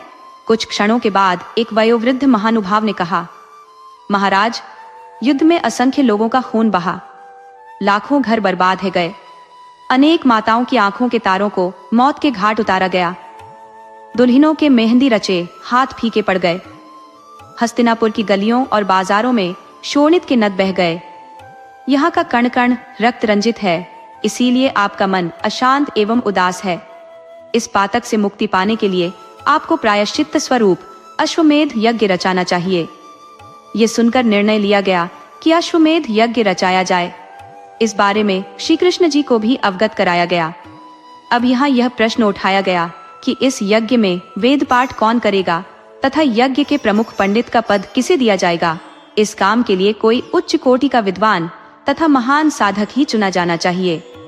अंत में इस बात का निर्णय लिया गया कि यह पद श्री कृष्ण ही संभाल लेंगे और उन्हें सूचित करने के लिए पांडवों के मंझले भाई भीम को भेजा गया ताकि श्री कृष्ण यज्ञ का श्री गणेश करें। भीम संदेश लेकर द्वारिका नगरी में श्री कृष्ण जी के पास पहुँचे। श्री कृष्ण ने जब भीम से संदेश सुना तो उन्होंने भीम से कहा कि मुझसे भी श्रेष्ठ और उत्तम विद्वान कश्मीर में है। इस विद्वान का नाम वाग्भट्ट है। इन्हीं के कर कमलों से ही यज्ञ का श्री गणेश करवाया जाना चाहिए। जब श्री कृष्ण का संदेश लेकर भीम हस्तिनापुर लौटे तो श्री कृष्ण का संदेश सुनकर सभी पांडव एवं विद्वान हैरान हो गए और कहने लगे कि क्या हस्तिनापुर के विद्वानों से भी बढ़कर कोई श्रेष्ठ विद्वान देश में विद्यमान है। श्री कृष्ण का कहना था, अतः सभी अनुत्तर हो गए। अंत में भीम को कश्मीर की ओर भेजा गया। कई महीनों के पश्चात भीम कश्मीर पहुंच गए। यहाँ पहुंचकर कई लोगों से वाग्भट्ट के बारे में मालूम किया और पूछते पाछते वह गेहूम गांव पहुंच गए। उन्होंने यहाँ 4-5 व्यक्तियों को एक वृक्ष की छाया में बतियाते पाया। उनके पास जाकर भीम ने उनसे वाग्भट्ट और उनके आश्रम के बारे में मालूम किया। इन लोगों ने जब यह नाम सुना तो ठहाका मारकर हंस पड़े और कहा कि यहाँ वाग्भट्ट नाम का कोई व्यक्ति नहीं, पर यहाँ वागुर नाम का एक दरिद्र है। वर्षा घाम में हल चलाते चलाते जिसका अंग अंग डीला हो जाता है, संभवतः उसी ने तुम्हारे सामने अपने बारे में बतंगड़ बनाया होगा। फिर भी जाओ, वह वहां खेत में हल जोत रहा है और वह उधर उसकी झोपड़ी है। वहां उसकी पत्नी से मालूम करना। ये सुनकर भीम झोपड़ी की ओर गया और वहां पहुंचकर वाघभट्ट की पत्नी से मिला। वह उस समय चक्की पीस रही थी। माता, श्रीमान वाघभट्ट जी कहाँ है? भीम ने पूछा। वत्स, वे वहां उस पेड़ तले हल जोत रहे हैं, वाघभट्ट की पत्नी ने उत्तर दिया। भीम खेत की ओर चल पड़े। वहां इन्होंने एक काले कलूटे व्यक्ति को, जो केवल कौपीन धारे हुए था, हल जोतते देखा। इसे देखते ही भीम के चेहरे पर घृणा सी छा गई। सोचा, कहाँ हस्तिनापुर के पंडित और विद्वान और कहाँ यह कलूटा दरिद्र। भीम को लगा कि श्री कृष्ण ने कहीं गलती की है। न जाने कहाँ इस नंगड़ का नाम सुना है। यदि यह उस सम्मेलन में प्रविष्ट होगा तो सब कुछ भ्रष्ट हो जाएगा। भीम यही सोच रहे थे कि वाघभट्ट की पत्नी भी खेत पर वाघभट्ट के लिए खाना लेकर आ गई और भीम से पूछ बैठी, वत्स, क्या वाघभट्ट से मिले? तनिक प्रतीक्षा करो, वे यहीं इसी वृक्ष की छाया तले भोजन करने आ जाएंगे। कुछ क्षण बीते कि वाघभट्ट भी वहीं आ गया और एक अतिथि को भी आया पाया। अतिथि से औपचारिकता निभाने के बाद पूछा कि वत्स, तुम मेरे पास किस उद्देश्य से आए हो? मुझसे क्या काम है? भीम असमंजस में पड़ गए कि कहूं या ना कहूं, पर उन्हें श्री कृष्ण की आज्ञा याद आई और कहा, हे द्विज श्रेष्ठ, महाराज युधिष्ठिर को अश्वमेध यज्ञ रचाना है। श्री कृष्ण ने आपको इस यज्ञ में सम्मिलित होने और प्रमुख पंडित का पद स्वीकारने का निमंत्रण दिया है। ये सुनकर वाघभट्ट हंसने लगे और बोले, न जाने कहाँ जाना था और कहाँ आ गए हो। प्रभु ही जाने तुम्हें किसको बुलाना था और तुम किसके पास आ गए। कहाँ वागुर और कहाँ अश्वमेध यज्ञ। मेरे सम्मिलित होने से तो सब कुछ गड़बड़ा जाएगा। अरे, मेरे पास पेट भर भोजन और तन भर कपड़ा नहीं है, मैं अश्वमेध यज्ञ क्या जानूं। ये कहते कहते वाघभट्ट मैले हाथों ही भात खाने लगे। भीम ने जब उनकी मलिनता देखी तो उसे घिन आ गई। सोचने लगा, यह ठीक ही कहता है, यह वह हो नहीं सकता जिसे भगवान ने इतना ऊंचा दर्जा दिया हो। इसी बीच अचानक ही उसकी दृष्टि बैलों पर पड़ी। उसने देखा कि एक कौआ हल्की मूठ पर बैठा है और बैल सही दिशा में स्वतः चल रहे हैं।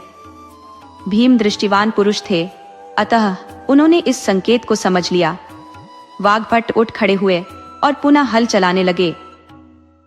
भीम वाघभट्ट से यज्ञ में सम्मिलित होने के लिए काफी अनुनय विनय करते रहे और कई दिन पश्चात वाघभट्ट ने यज्ञ में शामिल होने की हामी भरी। साथ ही यह शर्त रखी कि मैं उस धरती पर अन्न ग्रहण नहीं करूंगा जो धरती मानव शोणित से रंग गई है। मेरे लिए अत्यंत परिश्रम पूर्वक ऐसे चूल्हे पर अन्न पकाना है जिसका स्पर्श उस मिट्टी से न होता हो। भीम ने इस शर्त को स्वीकार लिया और वाघभट्ट को लेकर हस्तिनापुर की ओर चल पड़े। 3 महीनों के बाद वे हस्तिनापुर पहुंच गए। जब श्री कृष्ण ने वाघभट्ट के आगमन के बारे में सुना तो वे अपने मित्रों सहित वाघभट्ट के स्वागत के लिए आ गए। श्री कृष्ण ने वाघभट्ट के पैर पखारे और अत्यंत श्रद्धा पूर्वक उन्हें दरबार में लाए। जब वहां के ब्राह्मणों ने इस काले कलूटे व्यक्ति को देखा तो वे खीसे निपोरने लगे। वाघभट्ट यह सब देख रहे थे और मन ही मन हंसते जा रहे थे। अश्वमेध का समारंभ हुआ। श्री कृष्ण ने वाघभट्ट को ऊंचे आसन पर आसीन किया और स्वयं उनके चरणों के पास बैठ गए। यज्ञारंभ से पहले ब्राह्मणों ने आपस में कानाफूसी शुरू कर दी। जब अग्नि प्रज्वलित करने की बेला आ गई तो एक ब्राह्मण उठ खड़ा हुआ और वाघभट्ट से कहने लगा, द्विजवर, अग्नि प्रज्वलित कीजिए, अंगारे ले आइए। वाघभट्ट ने उत्तर में कहा, क्या आप आग से आग जला देंगे? फिर आप में कौन सी विशिष्टता है? हमें विश्वास था कि आप मंत्रोच्चारण से अग्नि प्रज्वलित करेंगे। क्या आज तक किसी ने मंत्रोच्चारण से अग्नि प्रज्वलित की है? वाघभट्ट ने पूछा। विप्रवर, क्या दीपक राग द्वारा दीपक नहीं जलते? यह सुनकर वाघभट्ट मौन हो गए और ब्राह्मण जोर जोर से हंसने लगे। बात सही थी।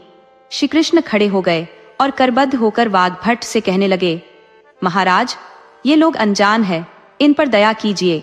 मेरे लिए अब अग्नि को जीवादान दीजिए। ऐसा कहते उनकी आंखों से अश्रुधाराएं बह निकली, जिससे वाघभट्ट बहुत अशांत हो गए और चीख पड़े, भगवान, बस कीजिए, बस, मैं आपकी आज्ञा का पालन कर रहा हूँ। यह कहते हुए उन्होंने यज्ञ कुंड की समिधाओं की ओर उंगली से संकेत किया और अग्नि धू धू कर प्रज्वलित हो उठी। चारों दीवारों की ओर इंगित किया और वहां से वेद पाठ की ध्वनि ऐसे आने लगी जैसे हजारों ब्राह्मण समवेत स्वर में वेद पाठ कर रहे हों। युधिष्ठिर एकदम उठ खड़े हुए और वाग्भट को चम्मर डुलाने लगे। दोस्तों, आपको कहानी कैसी लगी? अपने सुझाव कमेंट करना न भूले। तो चलिए आज की अगली कहानी शुरू करते हैं।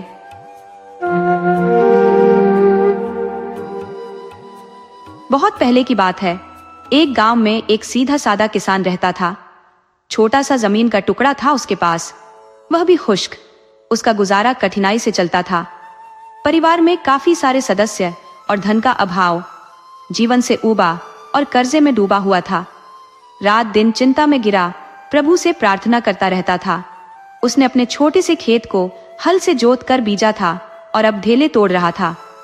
प्रभु की करनी वहां से एक जोगी गुजरा। हाथ में एक अजीब एवं अनेक कोणों पर मुड़ी लाठी, जैसे सांप, गर्दन में लटका झोला, कमर में घुटनों तक कपड़ा लपेटे और एक हाथ में कठौती। जोगी ने किसान के मिट्टी सने शरीर से पसीना बहते देखा। जोगी को देखकर किसान ने भी ढेला तोड़ना बंद कर दिया तथा आश्चर्यचकित हो उसे टुकुर टुकुर देखने लगा। जोगी ने उसे अपने पास आने का संकेत किया। किसान हौले हौले कदम बढ़ाता उसके समीप आया और कहा, क्या सच हुक्मनान, क्या कहते हो महाराज? जोगी बोला, तुम्हारे पास चिलम तो नहीं? मैं चरस का सूता लगाना चाहता हूँ। किसान को उसकी भाषा समझ न आई। जोगी को भी लगा कि इसे मेरी भाषा समझ में नहीं आती है, अतः उसने इशारों से चिलम पीना और धुआं छोड़ना दिखा दिया। किसान को अब समझ आया कि जोगी हुक्का चाहता है। किसान संकेत करते हुए जोगी को एक वृक्ष की छाया तले ले गया और वहां उसे अपना मिट्टी का हुक्का दिखाया। उसने हुक्का में पास ही बहती छोटी सी कुलिया को ताजा पानी से भरा तथा प्रेम से जोगी के सामने रख दिया। अलाव से एक मिट्टी के टूटे बर्तन के टुकड़े पर अंगारे ले आया। जोगी यह सब देख रहा था और उसे किसान की हालत पर बहुत तरस आ रहा था। वह उसका आतिथ्य देखकर प्रसन्न भी हो रहा था। किसान ने जेब से तांबे का एक पैसा निकाला और चिलम के छेद में डाल दिया, क्योंकि चिलम का छेद बड़ा और खुला था। यह जंग लगा पैसा भी उसने अपने खेत से ही पाया था। जोगी ने चरस की एक गोली निकाली और तंबाकू के साथ तथा कुछ और मिलाकर चिलम में भर दिया। चिलम पर दहकते अंगारे रखकर वह आकाश की ओर देखते हुए वह कश लगाने लगा। धुएं के बादल उठे और जोगी की आंखें दहकते अंगारों से भी लाल हो गईं। किसान को संबोधित करते हुए वह कहने लगा, आप गरीब है, आप गरीब है। किसान को इसका अर्थ समझ न आया, पर गरीब शब्द सुनकर उसने हाँ में सिर हिलाया। हाँ, गरीब सख बहुत है। इसी के साथ जोगी उठ खड़ा हुआ, किसान को हाथ से सलाम की ओर चलता बना। किसान ने उसे जाते हुए दूर तक देखा, फिर किसान ने चिलम खाली की। जंग लगा पैसा जो पहले लाल था अब पीला यानी सोने जैसा बन गया था। उसी समय उस ओर उस गांव का सुनार आ गया। किसान ने सुनार से कहा, अरे उस्ताद जी, जरा यहाँ आइए और इसे देखिए। किसान ने यह मजाक में ही कहा था। सुनार, जिसका नाम अहमद था, किसान के पास आया और पूछा, किसे? किसान ने पैसा दिखाया। अहमद सुनार बैठ गया, कसौटी जेब से निकाली और पैसे को पूरी तरह देखा और कहा, ठीक है, शुद्ध है। क्या इसे बेचना है? जी हाँ, पैसों की आवश्यकता है। सुनार ने 111 रुपए निकाले और किसान को देने लगा। किसान हैरान हुआ और सुनार से कहा, अजी, मजाक क्यों करते हो? मैं मजाक क्यों करने लगा? लो, और 5 रुपए देता हूँ, बस इससे अधिक न दूंगा। किसान को लगा कि सुनार मजाक कर रहा है। इस तांबे के पैसे का इतना मोल? जब सुनार 5 रुपए और देने लगा तो किसान ने बिस्मिल्लाह करके पैसे लिए। सुनार उठ खड़ा हुआ और सोने का पैसा लेकर वहां से चल दिया। किसान हैरान था कि जोगी ने इस तांबे के पैसे को आन की आन में ही सोने में कैसे परिवर्तित कर दिया। काम छोड़कर वह जोगी की खोज में उसी दिशा में गया जिधर वह गया था। दिन ढलने से पहले उसने एक स्थान पर जोगी को लेटे नींद में मस्त पाया। उसे पाकर वह बहुत खुश था और उसके जागने की प्रतीक्षा करता रहा। जोगी किसान को देखकर चकित हुआ। किसान उसके चरण पकड़कर अनुनय विनय करने लगा कि मुझ पर कृपा कीजिए, मैं बहुत गरीब हूँ, और झार-झार रोने लगा। जोगी को किसान पर दया आ गई और उसने कहा कि तुम्हें मेरे साथ 7 दिन रहना होगा। किसान तैयार हो गया। फिर जोगी ने किसान को सूखी लकड़ियां लाने और धूनी जलाने को कहा। किसान ने तुरंत ही इसे कार्यान्वित किया। जोगी ने भूमि में एक छेद बना दिया। इस छेद में अपनी लाठी का निचला हिस्सा घुसेरा और अगले भाग पर अपना माथा टिकाकर साधना करने लगा। किसान धूनी में लकड़ियां डालता गया, अपने लिए थोड़ा बहुत कुछ न कुछ बनाता गया और दिन काटता गया। 7वें दिन जोगी द्वारा बनाए गए छेद से एकदम एक मोटी जलधारा निकली, जिसने आसपास को जलमग्न कर दिया। किसान यह देखकर दूर भाग गया और चकित होकर देखने लगा, ये क्या माजरा है। फिर जल गायब हो गया और जोगी ने किसान को इशारों से अपने पास बुलाया। वह जोगी के पास आया। जोगी ने उसे एक गोल ठीकरा दिया और कहा, लो, ये तुम्हारे लिए समुद्र से लाया हूं। इसे घर में किसी संदूक में रखना। तुम माला माल व आबाद हो जाओगे। एक बात का ध्यान रखना, इसे खोना नहीं। जोगी के अच्छी तरह से समझाने पर किसान ने ठीकरा अपनी जेब में रख लिया और जोगी से विदा लेकर घर की ओर चल दिया। मील 2 मील चलने के बाद उसे एक पीर साहब दिखे। किसान को ख्याल आया, क्यों ना मैं इस ठीकरा को पीर साहब को दिखा दूं। उन्हें शायद ज्ञान होगा कि इस ठीकरा के रखने से मेरा कल्याण होगा कि नहीं। ठीकरा पीर को दिखाकर इसे प्राप्त करने का सारा किस्सा भी उन्हें सुनाया। पीर समझ गया कि इस ठीकरा में कुछ शक्ति है और किसान से कहने लगा कि इसे एक रात मेरे द्वारा भी अभिमंत्रित करने की आवश्यकता है। किसान बहुत नादान था और पीर के कहने में आ गया। ये मुल्ला किसान का ही पड़ोसी था। घर पहुंचकर किसान ने अपनी पत्नी को सारा वृत्तांत सुनाया। एक दिन बीत जाने पर किसान पीर के पास ठीकरा लेने गया।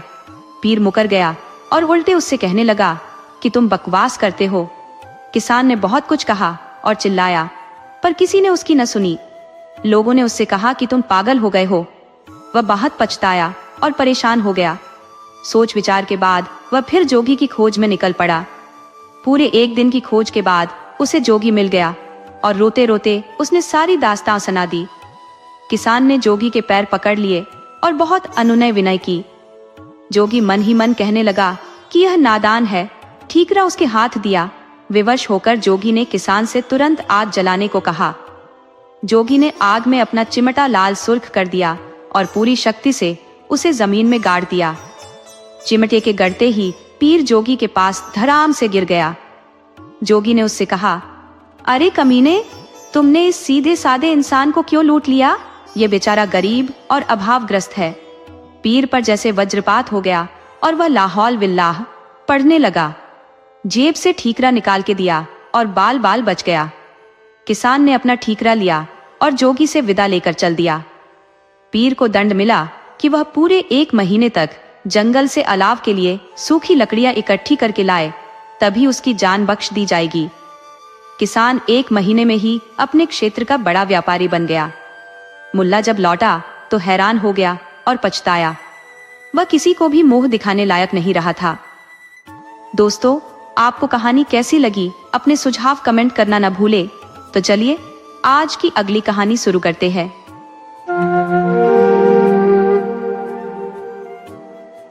एक दिन एक ब्राह्मण ने अपनी पत्नी को अपने बिना खाना खाने से मना किया, ताकि कहीं ऐसा ना हो कि वह बकरी बन जाए। इसके जवाब में उसकी पत्नी ने भी उससे यही कहा कि वह भी उसके बिना खाना नहीं खाएगा, ताकि वह कहीं चीता न बन जाए। दोनों राजी हो गए। इस तरह काफी दिन निकल गए और दोनों में से किसी ने अपना वायदा नहीं तोड़ा। दोनों एक दूसरे के साथ ही खाना खाते थे।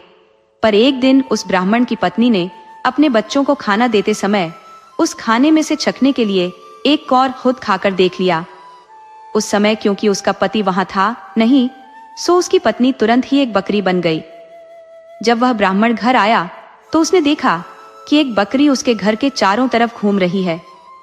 ये देखकर वह बहुत दुखी हुआ, क्योंकि वह तुरंत ही जान गया कि वह बकरी और कोई नहीं बल्कि उसकी अपनी प्यारी पत्नी थी। उसने उसको अपने घर के आंगन में बांध दिया और उसकी बड़ी सावधानी से सेवा करने लगा। कुछ साल बाद उसने दूसरी शादी कर ली, पर उसकी दूसरी पत्नी उसकी पहली पत्नी के बच्चों के साथ बिल्कुल भी अच्छा व्यवहार नहीं करती थी। वह तो उनको खाना भी बहुत कम देती थी। वे बच्चे बेचारे बहुत परेशान रहते थे। उनकी बकरी माँ उनकी शिकायतों को सुनती रहती, पर वह बेचारी भी कुछ नहीं कर सकती थी। उन बच्चों की माँ ने यह भी देखा कि उसके बच्चे दुबले होते जा रहे हैं। इसीलिए एक दिन उसने अपने बच्चों में से एक बच्चे को अपने पास बुलाया और उससे दूसरों को भी यह बात चुपचाप बताने के लिए कहा कि जब भी उनको भूख लगे तो वे एक डंडी से उसके सींगों को मारें। ऐसा करने से उसके सींगों में से कुछ खाना निकल आएगा जिसे वे खा सकते थे। बच्चों ने ऐसा ही किया। अब जब भी उनको भूख लगती तो वे अपनी बकरी माँ के सींगों में डंडी मारते। इससे उनमें से कुछ खाना निकल आता और वे उसको खाकर अपना पेट भर लेते। इससे धीरे धीरे उनकी तंदुरुस्ती अच्छी होने लगी। पर यह तो उस सौतेली माँ की उम्मीदों के खिलाफ हो रहा था। उसके सौतेले बच्चे तो बजाय दुबले होने के और ज्यादा तंदुरुस्त होते जा रहे थे, जबकि वह खुद उनको बहुत कम खाना देती थी। वह उनको इतना तंदुरुस्त देखकर बहुत ही ताज्जुब में पड़ गई कि यह सब कैसे हो रहा था। कुछ समय बाद उस ब्राह्मण की दूसरी पत्नी ने एक एक आंख की बेटी को जन्म दिया। वह अपनी उस कानी बेटी को बहुत प्यार करती थी और उसकी किसी भी जरूरत को तुरंत ही पूरा करने को तैयार रहती थी, जिसको वह समझती थी कि वह उसको चाहिए। कुछ दिनों बाद जब वह लड़की काफी बड़ी हो गई, चलने फिरने लगी, बोलने चालने लगी, अच्छी तरह बात करने लगी, तो उसकी माँ उसको दूसरे बच्चों के साथ बाहर खेलने के लिए भेजने लगी। उसने उसको यह भी कहा कि वह अपने बड़े भाई बहनों पर निगाह रखे कि वे कब और कैसे खाते पीते हैं। लड़की ने कहा, ठीक है। वह लड़की उनके साथ सारे दिन रही और उसने वह सब कुछ देखा जो उनके साथ हुआ। यह सुनकर कि बकरी उसके सौतेले बच्चों को खाना दे रही थी, वह दूसरी पत्नी बहुत गुस्सा हुई। उसने तय कर लिया कि वह उस बकरी को जल्दी से जल्दी मरवा देगी। एक दिन उसने बहाना किया कि वह बहुत बीमार है और अपने इलाज के लिए एक हकीम को बुलवाया। उसने उस हकीम को रिश्वत दी और कहा कि वह उसके लिए दवा के तौर पर बकरी का मांस खाने के लिए बताए। उस हकीम ने ऐसा ही किया। ब्राह्मण अपनी पत्नी की बीमारी के लिए बहुत चिंतित था और हालांकि वह बकरी को बिल्कुल मारना नहीं चाहता था, फिर भी वह अपनी दूसरी पत्नी को ठीक करने के लिए उस बकरी को मारने को लिए तैयार हो गया। पर यह सुनकर उसकी पहली पत्नी के छोटे छोटे बच्चे बहुत रोए। वे बहुत दुखी होकर अपनी बकरी माँ के पास गए और उसको जाकर सब बताया। उनकी माँ ने कहा, मेरे प्यारे बच्चों, रो नहीं। जो जिंदगी मैं जी रही हूँ, ऐसी जिंदगी से तो मर जाना अच्छा है। रो नहीं। मुझे तुम्हारे खाने को लेकर कोई दुख नहीं है, क्योंकि अगर तुम मेरा कहा करोगे तो खाना तो तुमको उसके बाद भी मिलता रहेगा। मेरे मरने के बाद तुम लोग मेरी हड्डियां इकट्ठी कर लेना और उनको किसी ऐसी जगह दबा देना जहां उनको कोई ढूंढ न सके। फिर जब भी तुमको भूख लगे तो तुम वहां आ जाना, तुमको वहां खाना मिल जाएगा। उस बकरी ने उनको यह सलाह बड़े समय से दे दी थी, क्योंकि जैसे ही उसने अपनी बात खत्म की और उसके बच्चे वहां से गए कि तभी एक कसाई अपना बड़ा सा चाकू लेकर वहां आ पहुंचा और उसने उस बकरी को मार दिया। उस बकरी के शरीर को टुकड़ों में काट कर पका दिया गया। ब्राह्मण की पत्नी ने उस बकरी के मांस को खाया, पर बच्चों को केवल हड्डियां ही मिली। बच्चों ने उन हड्डियों का वही किया जो उनकी बकरी माँ ने उनसे करने के लिए कहा था। उन्होंने उसकी हड्डियां एक ऐसी जगह दबा दी जहां उन्हें कोई ढूंढ नहीं सकता था। जब उनको खाने की जरूरत होती तो वे वहां जाते और उन हड्डियों से खाना मांग लेते और उनको खाना मिल जाता। सो अब उनको फिर से खाना रोज और खूब मिल रहा था। अब वे भूखे भी नहीं रहते थे। उनकी तंदुरुस्ती फिर से ठीक होती जा रही थी। उस बकरी के मर जाने के कुछ समय बाद ब्राह्मण की पहली पत्नी की एक बेटी पानी के नाले में अपना चेहरा धो रही थी कि उसकी नाक की लौंग खुल गई और पानी में गिर गई। एक मछली पानी के साथ साथ उसको भी पी गई। अब हुआ यह कि एक मछियारे ने वह मछली पकड़ ली और राजा के रसोइये को बेच दी। रसोइये ने जब उस मछली को पकाने के लिए काटा तो उसको यह देखकर बड़ा आश्चर्य हुआ कि उसके अंदर तो नाक की एक लौंग थी। वह उसको लेकर राजा के पास गया तो राजा को भी उसमें रुचि हो गई। राजा ने अपने राज्य में यह मुनादी पिटवा दी कि जिस किसी की भी नाक की लौंग खो गई हो वह उसको राजा से आकर ले जाए। कुछ ही दिनों में उस लड़की का भाई राजा के पास आया और बोला कि वह नाक की लौंग उसकी बहन की थी। उसकी यह नाक की लौंग उसका चेहरा धोते समय नाले में गिर पड़ी थी। राजा ने उस लड़की को बुलाया तो वह उसकी सुंदरता और अच्छा व्यवहार देखकर इतना प्रभावित हुआ कि उसने उससे शादी कर ली और उसके परिवार की भी खूब सहायता की। दोस्तों, आपको कहानी कैसी लगी? अपने सुझाव कमेंट करना न भूले। तो चलिए आज की अगली कहानी शुरू करते हैं।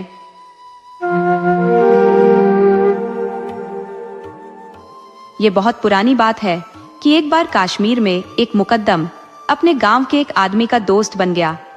ये गांव का आदमी आगे चलकर इतना बुरा साबित हुआ कि वह उससे छुटकारा पाने की सोचने लगा। पर यह जितना कहना आसान था, करना उतना ही मुश्किल था, क्योंकि उनके बीच इतनी पक्की दोस्ती हो गई थी कि वह यह भी नहीं चाहता था कि उसको बुरा लगे। इसके अलावा उसने उस आदमी को अपने कुछ भेद भी बता दिए थे। आखिर एक तरकीब उसके दिमाग में आई। वह अपनी पत्नी से बोला, प्रिय, जैसे ही हम लोग शाम का खाना खाने बैठेंगे, तुम देखोगी कि वह आदमी इस आशा में यहाँ आएगा कि उसको भी कुछ खाना मिल जाएगा। इसलिए मैं अभी बाहर जाता हूँ और फिर अपना खाना खाने के लिए बाद में घर वापस आता हूँ। तुम थोड़ा सा खाना खा लेना और बाकी बचा हुआ खाना उठाकर रख देना। जब वह घर आए तो उससे कहना कि हम लोगों ने खाना खा लिया है, और अगर वह यह कहे कोई बात नहीं, तुम मेरे लिए कुछ खाना बना दो, तो तुम उससे कह देना कि ऐसा शर्मनाक काम तुम अपने पति की गैर हाजिरी में नहीं कर सकती। उसके साथ तमीज से पेश आना, पर उसको खाना नहीं देना। ऐसा कहकर मुकद्दम चला गया। कुछ देर में ही वह आदमी आया। जब वह आया तो पत्नी ने वैसा ही किया जैसा कि उसके पति ने उससे करने के लिए कहा था। उसने उससे कहा, मुझे अफसोस है कि मुकद्दम तो बाहर गए हैं। अगर वह यहाँ होते तो यकीनन आपके लिए एक मुर्गा मार देते। वह आदमी बोला, इसमें अफसोस की क्या बात है, मैं तो हूं यहाँ, खाने के लिए मुर्गा मैं मारे देता हूँ। पत्नी बोली, नहीं नहीं, अगर मेरे पति को यह पता चल गया तो वह मुझसे बहुत नाराज होंगे। आप परेशान ना हो और अभी यहाँ से चले जाएं और तब आए जब मुकद्दम घर पर हो। पर वह आदमी भी आसानी से जाने वाला नहीं था। वह बोला, अरे इसमें परेशानी की क्या बात है, आप मेरा यकीन करें, मैं भी थोड़ा सा काम करना चाहता हूँ। मैं जब तक एक मुर्गा मारता हूँ तब तक आप उसको पकाने के लिए आग जलाइए। जब मुकद्दम आएगा तो मैं उसको सब कुछ समझा दूंगा। ऐसा कहते हुए वह बाहर मैदान में निकल गया जहां मुकद्दम अपने मुर्गे मुर्गियां रखता था। वहां से उसने सबसे अच्छा एक मुर्गा पकड़ा और उसको मारने ही वाला था कि मुकद्दम की पत्नी बोली, ओह उसे मत मारो, मेरे पति खाना लेकर अभी आते ही होंगे। पर वह आदमी तो मानने वाला था नहीं। उसने मुर्गा लिया और उसे मार दिया। मुर्गा उसने मुकद्दम की पत्नी को देते हुए कहा कि वह उसको उसके लिए पका दे। इस मुश्किल से बचने का कोई और तरीका न देखकर पत्नी उसको पकाने के लिए चली गई। खाना तैयार होने से पहले ही मुकद्दम घर लौट आया। आते ही उसने अपने दोस्त को सलाम किया और कुछ सामान्य बातें पूछने के बाद वह तुरंत ही रसोई घर की तरफ दौड़ा। उसने अपनी पत्नी से पूछा कि उसने क्या किया, तो पत्नी ने उसे सब कुछ बता दिया।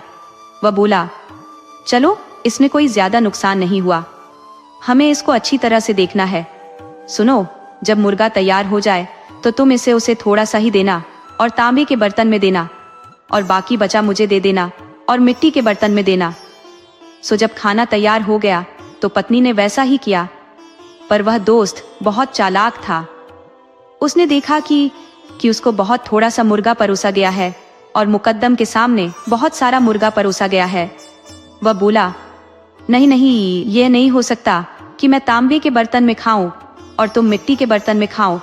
नहीं नहीं, ऐसा कभी नहीं हो सकता। कहते हुए उसने मुकद्दम के सामने रखा, मिट्टी का बर्तन अपने सामने खिसका लिया और अपने आगे का तांबे का बर्तन मुकद्दम के आगे खिसका दिया। इस तरह मुकद्दम की सारी कोशिश बेकार गई, तो उसकी तो जैसे सांस ही रुक गई।